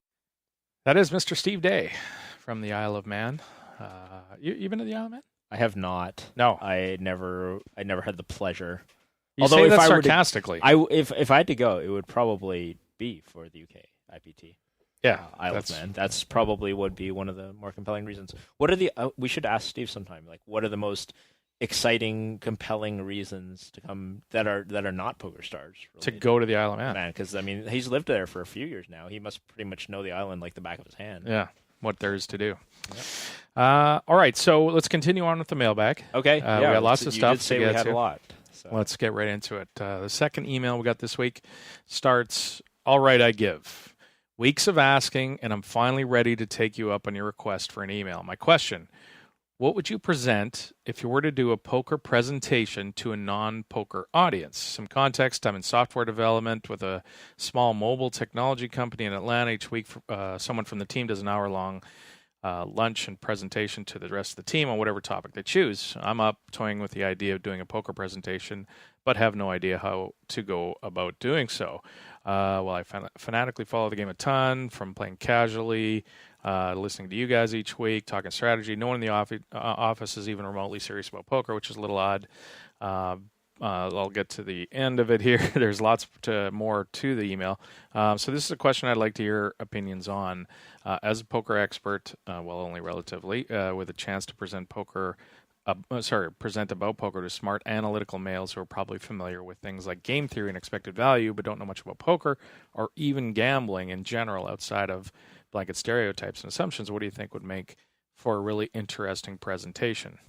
Thanks, you're doing a great job, blah, blah, blah. Jeff Steinke asks that question. So, you're going to do a poker presentation. Mm-hmm. I don't know what approach you're going to take. What would you do? I have a lot of thoughts on this. So I've given a few corporate presentations in my time. I've done at Ultimate Gaming we had a fairly similar thing too, where we kind of had lunchtime things where you come in and you talk informally about the department or your area of specialty. So I know exactly what he's coming from. So what I would recommend to Jeff down there is to actually, you've got a great audience to start with. You've got people who are, it sounds like, mathematically minded, intelligent, like you say. My starting point with these is look up Will Ma's MIT lectures, because Will Ma went in and he did this poker course at MIT, and he did it to people for people who are engineering students, math students, and that kind of thing. So people who are probably very similar to the kind of people that Jeff works with, and you watch kind of how he breaks down poker concepts to people who are mathematical, technical, knowledgeable, smart. To folks, and I think that's a really good way to start. I think Will ends up bringing in a bunch of different people, like Bill Chen. I think Timex comes in there, Jen Shahadi, Matt Harvalenko ends up being there. A bunch of real poker players that I think everybody listening to this show would be aware of. But that's where you if you're starting from there, I think it's easy, because it's much harder to deliver poker to the sort of like the grandma's audience and that kind of thing. So I think just kind of teach them how it's a mathematical game, and you can start with a lot of different ideas, because you might want to use like 5-card draw instead of hold'em, because I think everybody has sort of played draw at least of a certain age. Like that's probably their familiarity. If they're not a poker audience, hold'em is not as easy to understand, because why do you only have 2 cards and why are these 5 cards? Oh, everybody gets to use these cards. And you get there's a lot of concepts to explain beforehand. Before that, whereas everybody gets the concept of these are 5 cards. If they're all the same suit, they're a flush, right? Like, so you get that kind of idea, and you can explain even concepts of how bets start. It's like, well, let's play a game. If I dealt you all a 5-card hand, and there was no money in the middle, and I told you to bet, you would only bet. How much would you bet? Or you would only bet. Yeah, how much would you bet? The answer is there's no defined answer. Right. And you would only bet if you had a royal flush. There's actually no point if the ante is literally 0. There's no point to bet anything. And then so we introduce the concept of an ante or a blind or that kind of thing. Oh, now we have something to play for. As you increase the ante, now you have to play more. This kind of stuff will be intuitive, I think, to a mathematically oriented kind of group. That's my thought. I would, not being as smart as you or any of those people that you mentioned, I would probably go after the stereotypes that people think about when they think about poker, when the non-poker player that thinks we're all about criminals. it. Do we have the Joan Rivers drop? That's right. No, the ones I would go after are tells. 3-betting ranges, reverse implied odds. People always think, I'm never going to sit at a poker table because what I have is all over my face. Yeah. That kind of you stuff. do hear that an awful lot. So that would be the first one. Some of the stuff, I have more chips than you, therefore I can buy you out of the pot. I'm going to win every pot because I have more chips than you. Sure. It's easier to play against good players than unpredictable ones. Oh God! Well, people who play a lot of poker still believe that. That's true. Like, geez, that's not even like the day one crowd. That's like there are people like been grinding poker for like 8 years and still think, I'd rather play against professionals than play. Good hand. Yes. At a pair. That's G. Smith. So that's what we would counsel Jeff to go ahead. Yeah, good question though. I mean, that was a good question. How do we present poker to an intelligent but not poker literate audience? Right. Next email. What is this shit I keep hearing about no cursing and shorter shows? Probably the worst ideas of all fucking time. The kiddie game is down the street. This podcast is for the adults who like to curse and need to be entertained for long periods of time. Sincerely fucking yours, Jeremy Danger. Fuck yeah. Yeah. Yes. Yeah. So I feel bad for the dude who originally wrote you. I don't remember his name, but like it was like the first email that we'd gotten since you started asking. He's like, "So what do you think about toning down the cursing?" And then since then, like the forum has been like constant, nonstop. There hasn't been anybody on his side. But here's the thing: I'm kind of on his side because I listen to podcasts sitting in my, when I'm working on my computer, kids are logging in and I'll listen to stuff on speakerphone on my either on my computer or my speakerphone on my phone. And if it's inappropriate, if it's somebody saying dropping F-bombs, I can't do that. Now I can't listen to the show. But or in the car, like if you're listening to them in the car, you can't Bluetooth them through your and listen to them because I certainly understand the idea. I get his concern. Like I certainly get, but on the other hand, it's such a hard restrictive thing, and when you just want hosts to talk the way they talk. Like, for example, if neither of us did swear, like in our regular everyday lives, it'd be really bad if we like tried to add swearing because it just is totally So the point is not swearing versus not swearing. It's artificial versus organic. Right. Like that's where the debate ultimately comes from. And the fact that is that we're a bunch of foul-mouthed Canadians. That's I feel like we proved that with our songs. That was really uncalled for, Senator. Oh, there we go. That's yours. That's you wanted that one. That's who is that? It's Dan Quayle. Dan Quayle from Lloyd Benson, the original dumb politician before George W. Bush showed up on the scene. Yeah, that's the one where Lloyd Benson says, "You're no Jack Kennedy." You're no Jack Kennedy. Yeah, that was really uncalled for. He disses him, and that's his kind of weak comeback to being massively owned and that's uncalled for. Debate. I was wondering what mostly Americans listen to the show, but it's going to be a lot of people who get that drop because that was such a big moment in American history. It was, yeah. But, I was pretty young for that, and I was wondering. Were you watching it? I wasn't watching it, but because I was at, I told you earlier in the show, I mentioned I don't watch TV. Of course, when I was a kid, I was like every other kid in the late 80s, early 90s. The TV was my babysitter, right? Sure. And But I was still fairly young, so I was wondering, like if like Ross, the younger generation, or do they even get where that comes from, or why that's even historically relevant? But I've always loved that particular. That was really uncalled. Next email. Hey Adam, longtime listener, big fan of the show. I'm motivated to write in after hearing some of the other listener suggestions. Just to make things more complicated for you, explicit language is just fine with me, and I think some of the show's best interviews have had the occasional F-bomb. Also, that would mean Mr. Boston could never be on the show again, and that would be a real loss. So real quick, does this show in particular count as the occasional F-bomb? No, I this think one's we've over breached the top. over occasional. Yeah, this is beyond organic now, I think, but that's okay. B, I, for one, don't want a shorter show. I want in-depth interviews with the most interesting players and figures in the industry. I want intelligent, in-depth discussion of poker You're on news. The wrong fucking show. Yeah, the intelligent part of poker news and issues, and I want funny stories. If that means 3 to 4 hour show, I'm happy to listen that long. Plus, it creates more work for Ross, which should keep him off the soundboard so much. Don't count on it. Which seems to be not taking place. Thanks very much. I really appreciate the program. David. So he wants a 3-hour high-quality show. Man, that's a lot of work. That sounds like a lot of work. I don't even know if it's a lot of work. I don't even know if we're capable of it. Or capable of it, yeah. He wants like 3 to 4 hours of high-quality content from us. Like, what does he think he's listening to? Listen to This American Life if you fucking want high-quality content. This is a poker show run by a bunch of people who haven't had a job since they were like 16 for the most part. As Matthew Berry would say, that sounds like a lot of hustling. Yeah. All right, next email. Good luck. Thanks for writing, David. But yeah, not going to happen. I would recommend downloading a few other podcasts to supplement. Size does count is the title of the next email. Hi, Adam. Just a quick counter. Please keep the PokerCast long. It gets me to and from work. If you shorten it, I'll have to commute days where I have to talk to somebody or someone else. I feel you. Yeah. Horrible. Mike Robinson. Yeah, he doesn't want to converse with real people. Rather listen to the show. Again, we're going to work on it. I mean, it's going to be organic. We're not going to, the 3 to 4 hour shows that MJ and I used to do. Might not be the norm. I think we'll probably keep it somewhere between 2 and 3 hours. I think really it's just all about, like, if there's a lot to cover, if there's a lot to talk about, if there's stuff that's interesting to talk about, we're going to go on. We're going to go on for a while. If it's a slow week, we're dependent on guests sometimes. We've talked about the extent to which we incorporate guests. We want longer interviews, shorter interviews.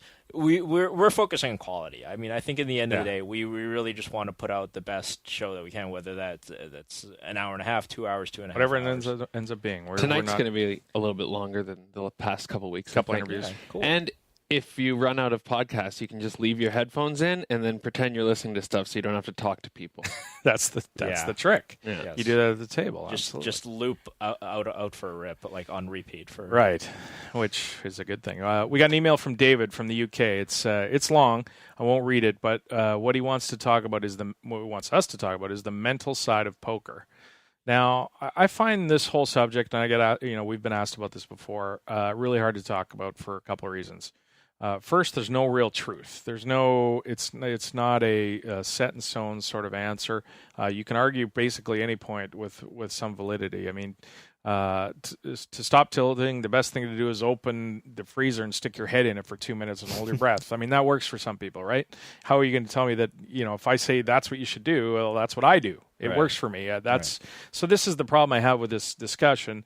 It bothers me also when people kind of make up claims that they can help you with all the emotional side of poker, charge you for it. Is there that? Is there a lot of people doing emotional poker coaching? There's some that are good, and then there's some that aren't. I didn't even know that this was a thing. I mean, I've heard of poker coaching. I've never heard of mental coach control. Well, I've heard of mental coaching. That's what I'm sort of for professional sports athletes, I guess. But I mean, if you talk about who is the psychologist that like a LeBron James is working with or somebody like that. I mean, that person's probably highly qualified with a wall full of doctorate degrees or something like that. Or if you're working with world class Olympians or something like that, I don't think there's that. Are there people in the poker sphere who are really working with that? Yeah, there is. Okay. Now, the problem with it is, for me, to know the reason why somebody's tilting is you got to know their entire history, all the stuff that's going on in their life. Because when you're playing poker, if you're distracted or pissed off at something else that's going on in your life, it's going to affect your poker game. Whether you tilt, how fast you tilt,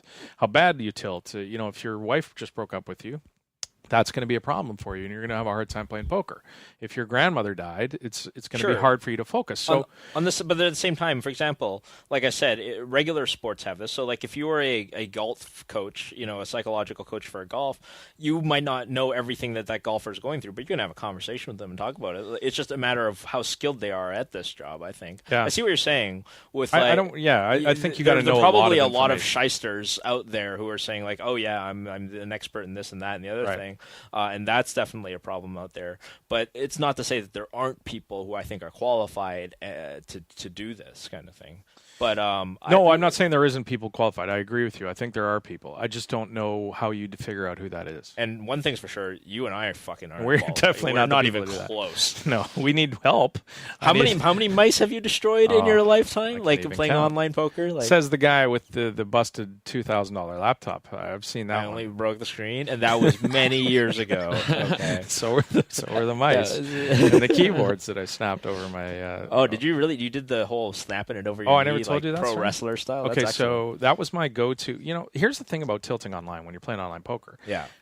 For me, it was a defense mechanism to either smash my mouse or my keyboard, so I would not continue playing. Right. Oh, okay. Because I'm tilting off my cash. You can't play without a mouse. You can play without a keyboard. Yeah, I just didn't. I guess whatever. Right. But anyway, what I'd do is I would take my keyboard, snap it across my. That's got to be satisfying. It's great because keys go flying everywhere. It's it's raining U's. I can't believe I didn't do that. It's fantastic. It got to the point where I had to go to the local computer store. And I bought the cheapest. They were $11. I remember I bought like 6 or 7. Well, I bought 6 or 7. I would imagine you don't go and buy like the $200 German keyboard. No, I bought the $11 keyboard, and I would every once in a while. That's great. I would snap it right over my leg. That's fantastic. And I can't believe there's not a video of you doing this. There should have been. Yeah, it was pretty embarrassing. That's self-defense mechanism. So we are certainly David from the UK. What have you done? You've the only thing you ever did was smash your laptop? I didn't even smash my laptop. What I was trying to do is I was taking some bad beats, like everybody does, and I wanted. But when you take bad beats, you take them for a large amount of money. Yeah, so I wanted to throw. That laptop's like one big bet. Right, it was. So I didn't even break the laptop. So let me tell you this. So what I did was I took the mouse, and I meant to throw the mouse at whatever. It's like throw it against the wall. All I wanted to do was throw the mouse, right? But of course, this was like 2007. I had a corded mouse. It wasn't a cordless mouse, so it recoiled and it hit the screen, and it goes and it smashes just a corner of the screen actually. But so you can still play.